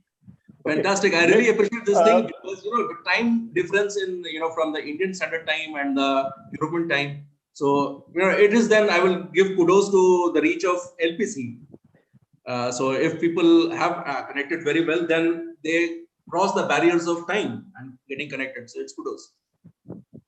Great. So I would like to summarize whatever you have, whatever details you have given.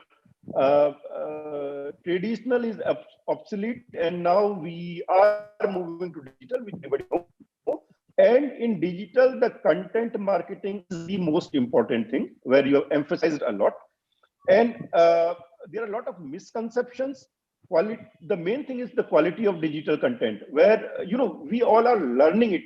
This thing is new for us, so it will take some time for us to understand what works, what does not work. But you have done a great research in a shorter time, because practically digital is 1 year old. Means okay, it was there, Facebook, WhatsApp, all those things were there for 7 years, but nobody was thinking seriously that I can sell a drug via digital. The traditional way was always in mind. Thanks to pandemic, that we are thinking to digital, and digital is taking space in such a shorter time. Okay, analytics, what you have spoken is good, and what kind of analytics we need to use, and how my digital marketing, digital content will work. You have done a lot of research. That is what I liked a lot about you. And the time of posting, yes, I know if you are posting something at 5 p.m. or if you are posting at 8 a.m., who are your target audience, which particular platform is right, whether it is Facebook, whether it is LinkedIn. You have done a good research, and you have explained it very well, Vishal. Audience, yes, target audience is very, very important. In pharma, whether my target audience is the doctor or the consumer or the retailer, and which particular platform I need to use is very important. And the SCM, this search engine marketing, this was a new word for me. I never knew that now we have search engine marketing also. I knew until search engine optimization only. Repurpose, that is what I like most. And when you were giving your presentation, I was thinking that we can do a lot of repurpose in our LPC also. We have such a great content which we can use as a we can convert as a PDF. Our wording, when you do the Google or when you do the search, those things maybe for digital marketing, somebody types and your presentation comes there. So it means we can repurpose a lot in our LPC. That is what I am suggesting to Mr. Verma, Mr. Misra, and Mr. Raman. We need to work on that, and let us see how we can make our content of LPC even better by repurposing. This online and is fine, but there are 67 episodes, means we have such a lot of content in different aspects. If I want to know what happened in LPC 41, nobody would remember even sitting here. So maybe we can take your help with the time, that how we can repurpose our content of LPC, which can benefit to more number of audience. Okay, over to Mr. Yashwant. Thank you, sir. Thank you very much. Vishal. Thank you Really very much. It was a great, insightful. We have become the digital savvy now. So digital is new normal, and we all are agreeing that digital is the future. Even if normalcy has come, but digital is going to stay with us because everyone across the pharma have understood the benefit of digital. It is cost saving, effective, and very powerful tool. So thank you very much, Vishal sir, for sharing the insights. Revisit one important aspect.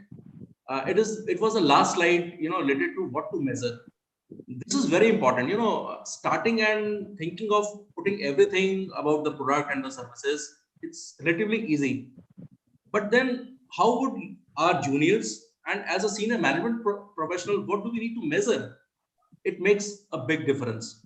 If we don't know the basics, I have highlighted 20 points, 19 points. Let us start analyzing 5 or 6 of those parameters. So at least step by step, we'll ensure that the digital content that we're posting, it is reaching the right target audience, and acceptance or its failure can be monitored. Else, just posting without analyzing makes no sense. Got it, sir. Thank you, sir. Thank you very much. So let us go to questions. So for the benefit of the users, the slides that I presented now, I'm sure many people will be knowing about SlideShare. I've already uploaded this presentation on SlideShare. So maybe I try to optimize it by using the right keywords so that the audience can always refer this presentation anytime by using SlideShare. So thank you very much, sir. It is so nice of you, really. So your passion for sharing and learning is really commendable. Thank you very much. So can we go to now question answer session? Many of the questions are coming from YouTube and Facebook. So let us go to question answer. I would like to ask first question to Subhadip Da. Subhadip Da has given a wonderful presentation. Sir, you have given an insight of IPM Pharmaceuticals, right? IPM Insights of June 29. Just recently they have published. So what are the key takeaways according to you on this? What we can learn from that? Briefly, if you can share. Yeah, I think I have a slide. I can. Sure. You can. Yeah. You can. So primarily, I have talked all about the IPM. Now, the key takeaways are as the second COVID wave subsides and the vaccination drive catches up, unlocked down with caution may gain momentum. This also I have told, aberrations shown in the linear IPM trend due to COVID waves are gradually getting corrected, because we saw an uptake in April and May, but in June we saw less uptake, means it is getting corrected. It is not that the volumes have come down, but there is a correction happening.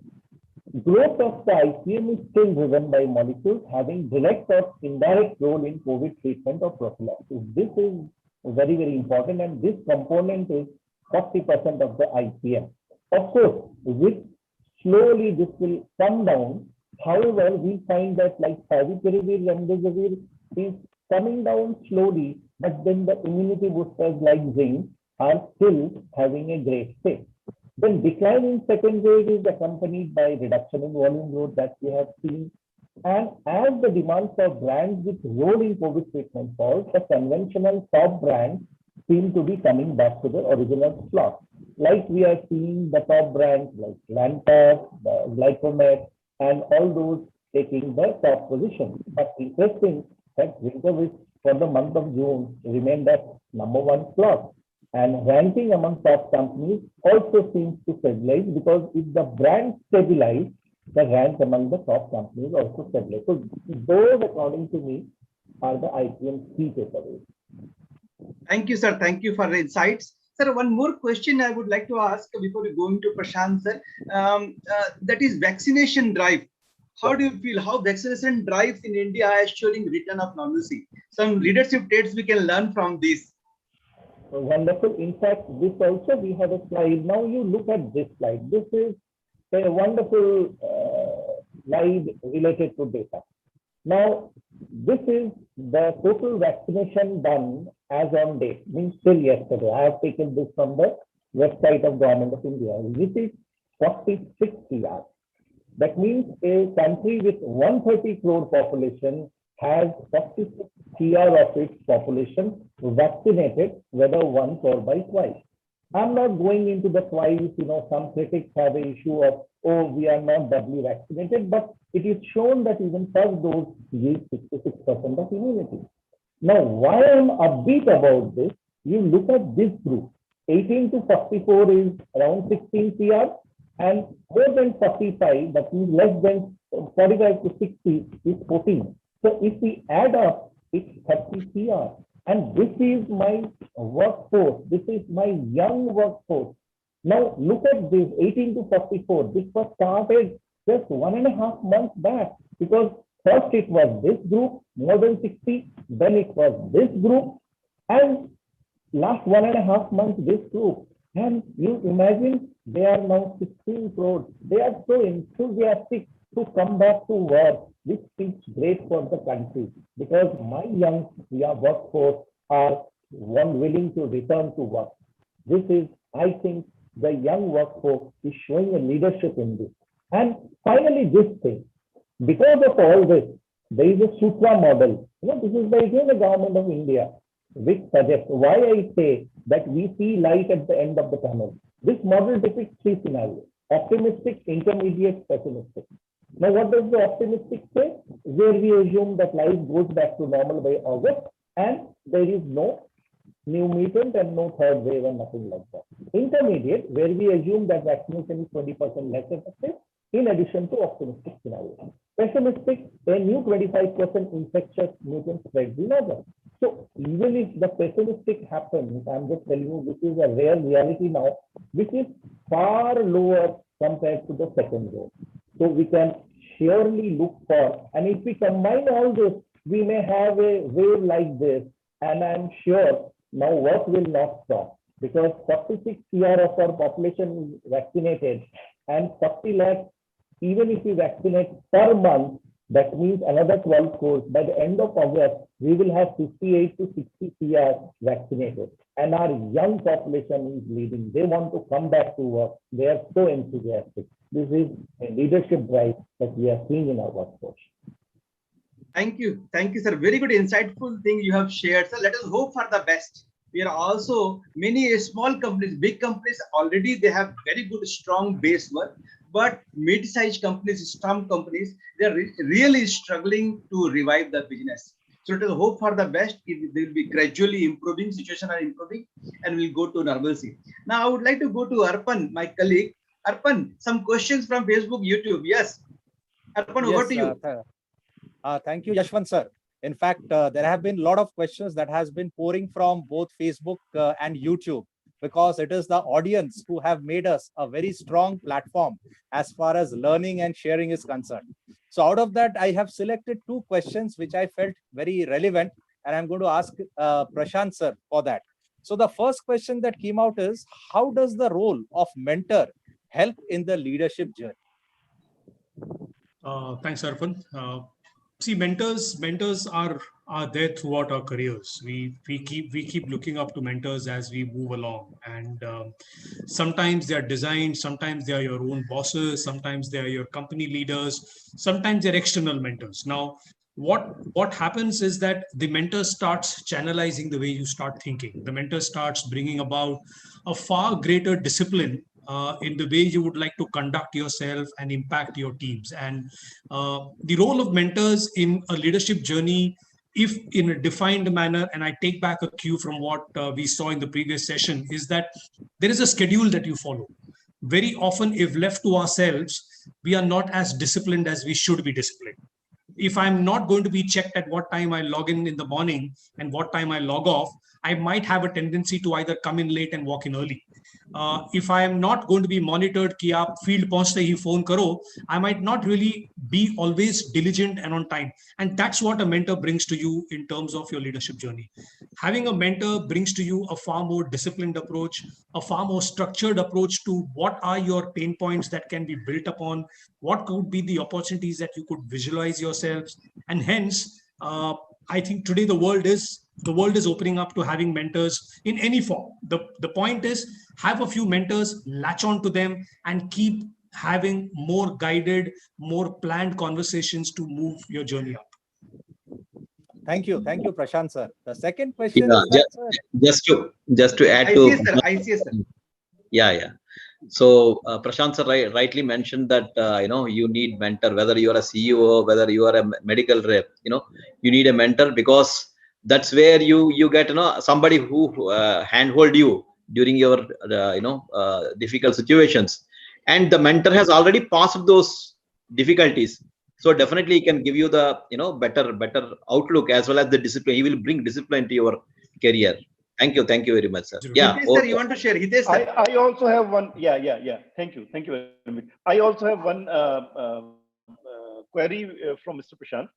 Nowadays we have a lot of professional mentors, and as a person, I would have a mentor who was my boss earlier. So, what is the difference between these two categories, and whom should I trust more? Okay. Whom should I go to? Very interesting one. First of all, I think the mentor is somebody who is a subject matter expert. Like what ICS said, the mentor has somebody who's walked the path and he's moved up, right? It could be somebody who's an active role in the same company, or somebody who's outside. The difference between the two, it was always wise to have both, because within the company, the guy understands the nitty-gritties of the organization and the channels of the organization. So he becomes your guiding light within the organization to really overcome obstacles. A mentor from outside generally will tend to be a lot more senior. For example, my boss or my boss's boss may not necessarily be a guy because who is somebody who's lateral, he could be probably employed somewhere and I might take it. But a professional mentor has been somebody who's a far more certified and a structured person in his thought process and gives you a far more holistic version. He will start challenging your uncomfortable zones, and that probably an in-house mentor, which is a company mentor, may not necessarily do that. So the advantage with both can be a very, very brilliant decision. Yeah, thank you, Prashant. Thank you, Prashant. Thank you very much. One more question that I would like to put before you is that a good leader is one who knows the way, shows the way, and goes the way. Among them, we have autocratic leader, we have a democratic or a license fiery leader. But I would like to ask you, sir, that how do you rate servant leadership in managing a team? Nice one, and I think a very applicable one today. Today, servant leadership is all about humility, and I can think of nobody better than our ex-president, Professor Dr. Abdul Kalam. He was one of the biggest icons of servant leadership. What it tells you is that you're as good as your team, right? You're as good as your team. And if you believe that you're as good as your team, you're always humble in being more receptive to things that happen. A lot of the tenets of the 10 commandments that, Shubhajit showed, a lot of the elements that you bring a lot more humility and poise to the way you manage people. Servant leadership operates with the principle of a high amount of demonstration. And when you start demonstrating, you are ready to be in the trenches along with your team. And when you're in the trenches with your team, people see you. You can't manage a team virtually forever. And that is why today people are flocking back to offices. People are flocking back to in-person meetings. Why? Because you brainstorm better. We are social animals. And in servant leadership, you would love to be demonstrating that at every point of time. And when you demonstrate that, there can be no greater joy in creating a team and building a team if you deploy, let's say, servant leadership as one of your dominant styles of leadership. You will be autocratic, you will be democratic, but going forward, as I said sometime in the slide back, the culture of unboss is here to stay. You can't boss over your own kid today. I mean, forget your own colleagues. I mean, you might use your legitimate power of being a parent and boss your kid, but if the kid begins to rebel, you can't do anything about it, and you generally pull back. Whereas in an office environment, you don't pull back, you generally push back, and that's what the cohesive power is, because you know that he can find another job, but a child may not find another parent. So you need to be balancing your servant leadership style in great proportions as you move ahead. So it is a style that is going on, and it will stay for good. Excellent. Thank you, Prashant sir. And that means the carrot is always going to dominate over the stick. And the stick is only going to come when the black sheep crosses the fence. Otherwise, it's the carrot that is going to pull them back. Right, sir? Thank you. Thank you so much, sir. You seem to be stuck onto the carrot and sheep. I really appreciate the fantastic. Thank you, sir. Thank Thank you very much. Really insightful. So a lot of questions are there from Facebook and YouTube. One of our regular viewer, Arumugam Periya Swami, has asked this question to Vishal Chandra, sir. Sir, digital, everyone is talking about digital. Will this digital connect, will disconnect us from our personal relationship with the customer? That is what, because in pharma, as you know, we believe in personal visit to the doctor, building relationship. Now, due to the digital connect, do you think our personal connect with the doctors will be deteriorated? That is the question. No. This is the same thing when there were advent of computers 20 years, 25 years ago. We were scared that computers will take our jobs, and people will have nothing to do if computers are there, and automation will happen. So digital thing is a facilitator, and now being present digitally is helping you to connect with your clients and audiences in a better way. So tell me, when you can not think in a other perspective, if you're not able to meet a client face to face, then it is the digital medium that is helping you to represent yourself via a post or a video or a digital platform. So it is enabling you instead of taking you back. So use it as an aid. Thank you, sir. Thank you very much for sharing insight. Yes, Yeah. ICS, sir. Just to add to Mr. Vishal's comment, I still remember Mr. Hamid used to always bring one thing whenever we used to have a meetings. He always used to tell a visit without visit. So digital is nothing but a enhancement of your personal relationship. It can never definitely replace. Yeah, it always adds value when you are using appropriately, and you know how to play with it. Otherwise, it's an abuse. Yeah, I think. Thank you very much, sir. Thank you. Really insightful. And I'll go to Hitesh, sir. We are short of time. So Hitesh, sir, over to you. Then we will have the closing remark from every speaker, and we'll close. Okay. So Hitesh, sir, over to you. Okay. Vishal, I have a query, or I'm thinking that when we are talking of so much of digital, and we are going to digital way, so as a manager, how I can analyze these digital things when we have multiple files, and everything is new for us as a manager. So how can we analyze digitally? It's a good question, Hitesh, sir. At a senior level, I'll give you my own example. We are always presented MIS reports. We are talking about the account audits and full data of 1 year presented in an Excel file. The sales progression, the IMS data. If we start conducting analysis over Excel file, it is a time-taking thing. Now there are tools which, on a click of a button and using the right filter, gives you everything on a dashboard. The 3 most common tools that are being used now are Tableau, Minitab, and the Google Analytics. So Tableau is currently number 1, but the Google-based analytic platform is free of cost.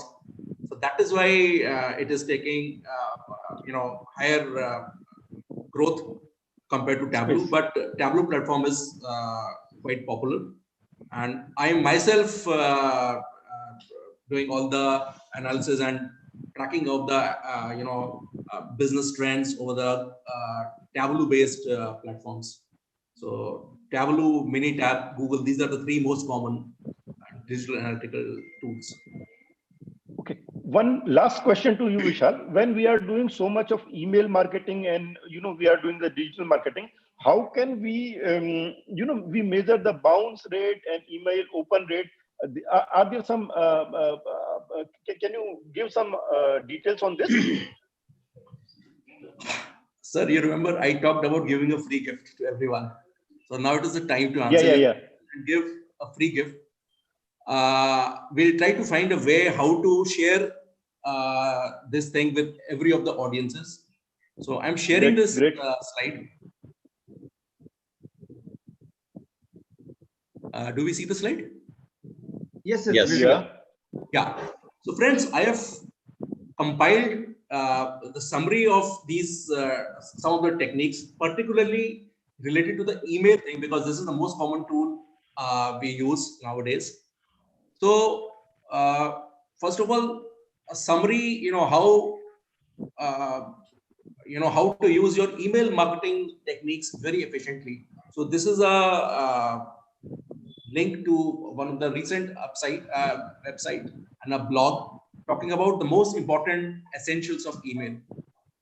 Then, as I told, various parameters. So you can not only check how many people opened your email, how many did not even open the email, how much time they spent on your website, they came back visiting or not. Out of 5 pages of your website, they went to only half of the page, or it was so compelling that they went to 3 pages. And what time the email was opened, what time it was deleted, everything is now measurable. And these are few of the links and few of the tools that are available. And I'm sorry, nothing is free of cost. It costs. So I was seeing my Facebook personal messages. Someone has asked me, sir, please recommend which is something is free of cost. So I'm sorry, nothing is free of cost. Every tool has its own cost. But these are the 5 tools. I have mentioned the links. You can go through it. Every tool is dedicated to measure a specific parameter on the email. Thank you very much, Vishal. What we will do, we will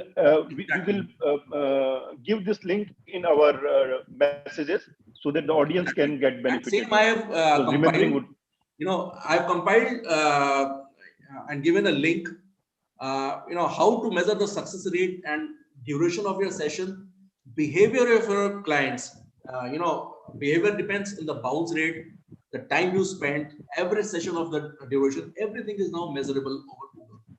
And how successful you were in for conversion with your clients and coming back to your product and placing the order. Everything is now measurable. So I have compiled this in these 2 pages, and I'll be sharing with the LPC team. Great. Thank you, Mr. Vishal. And what I would request, maybe after this session, after 1 week, you can also share how successful this session was. What was the success rate of this session? Thank you very much, sir. Thank you very much. It was really insightful. Yeah. I'm coming to Prashant, sir. Yes, Prashant, sir. I just had a comment. I mean, I just saw, the earlier question was on digital data, MIS and everything. And something that's really benefited me, which I don't see it as a very common trend, is the 2 ways to look at it. I mean, if you don't have access to Tableaus, you don't have access to Google Analytics, what is important is a pure good Excel sheet works. And that's probably 90% of the audience has access to it. Start looking at data in a trend line, look at it in trend, and look at it in graphics. A lot of times people understand graphs a lot more than a huge crowded Excel sheet with numbers filled in. So convert those numbers into graphs, and your way to optics that whole thing is a lot more practical and impactful. Absolutely true, Prashant sir. In computer jargons, we call it as data visualization. So, if you visualize your data and make it in the form of a graph, it will be very well understood in a small area. Thank you very much, everyone. It was really a wonderful learning for each one of us, right from IPM to leadership to mentorship, power of leadership and digital. Lot of learnings we have got. We are really thankful to each and every eminent speakers for their valuable time and sharing insights. I'm coming to you, Hitesh sir. I'm coming to you. I want to recognize some of the viewers who are continuously there and appreciating our this platform. Many of the questions we could not take because of the time constraint. So I would like to recognize those people who are continuously there. Praful Khandelwal, then Pankaj Srivastav sir, Mahesh Pujari, Prabhakar Jha, all of them have appreciated our this session. Arumugam, Sandeep Bidwai, then comes Tina John, lot of appreciation. Thank you very much. Vivek Chandra, he has shared a lot of insights. Then Suchi Midha, thank you very ma'am. Thank you very much. She has shared a wonderful Prashant Menon sir. Vivek Chandra again. Srinath Srinivasan, thank you Srinath for appreciating. Satish, then Rathi Mahesh, then this Manish Rathi, Devabrata Majumdar, thank you very much. Rohit Kale, thank you very much. Pratpal Singh, still waiting for Prashant sir's session, already over. Niladri Das, thank you very much, Niladri. Ashish Srivastava, thank you very much, Ashish, for watching and being live. Thank you very much, everyone. We are really thankful to each and every viewers for your continuous support and encouragement for us to take it into a newer height. Now, before going to all the speakers for parting shot, Hitesh sir, over to you. Yeah, well, in fact, we are talking the same language. There are a lot of questions in Facebook as well as YouTube, which Yes. we could not take here.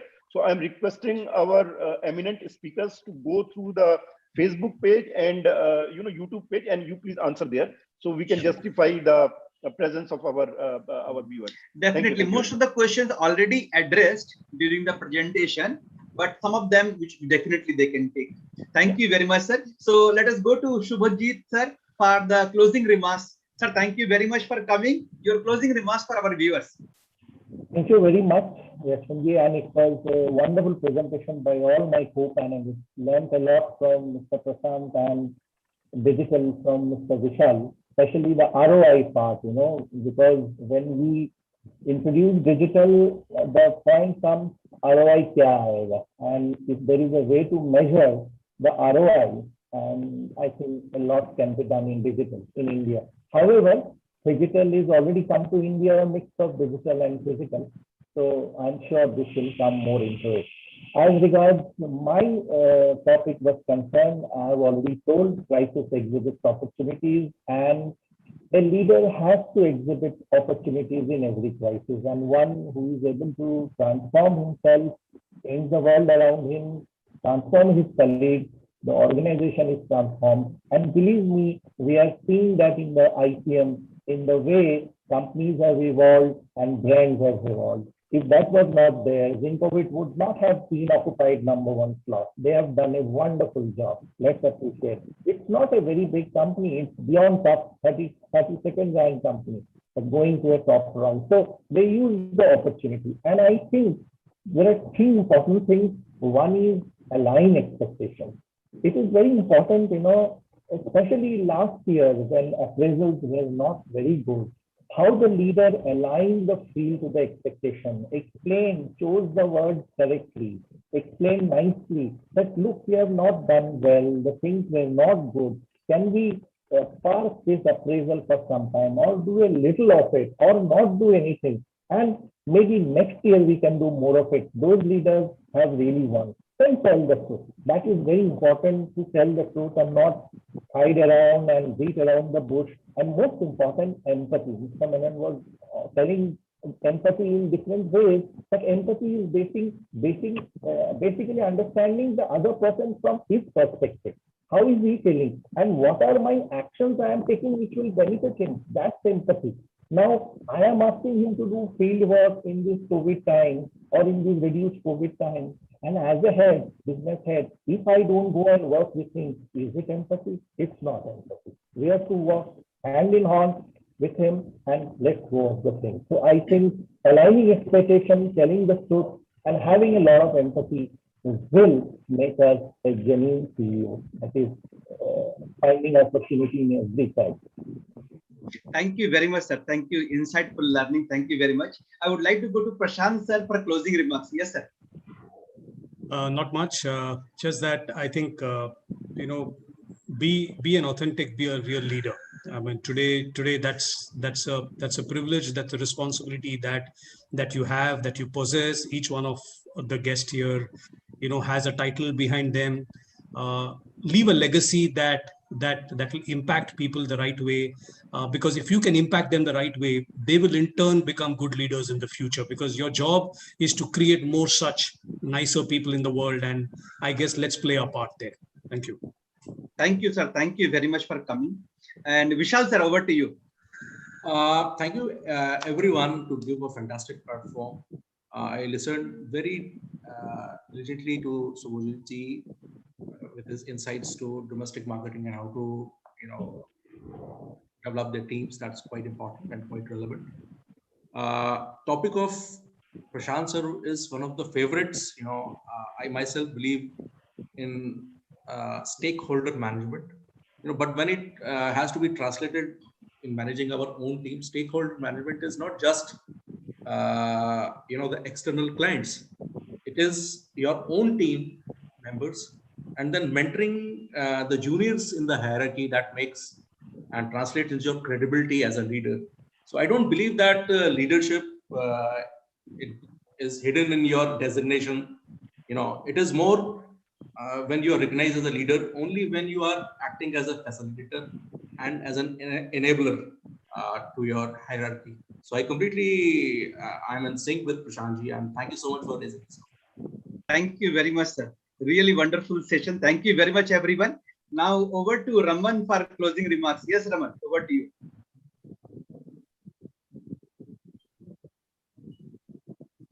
So now we have to come to the end of today's live pharma coalition LPC-67 leadership sessions on the topic of pharmaceutical technology, goal setting, medical devices. Thank you LPC platform for giving me a start and the last part, that is a word of thanks. Instead of saying thanks to, I will like to say all the best to our speaker because their journey started on the LPC platform, that is a learning and sharing forum. Very nice, informative, useful, practical day-to-day experience session by the speaker. Great, all the plan, time-bound show run by our both the panelists as well as the moderator.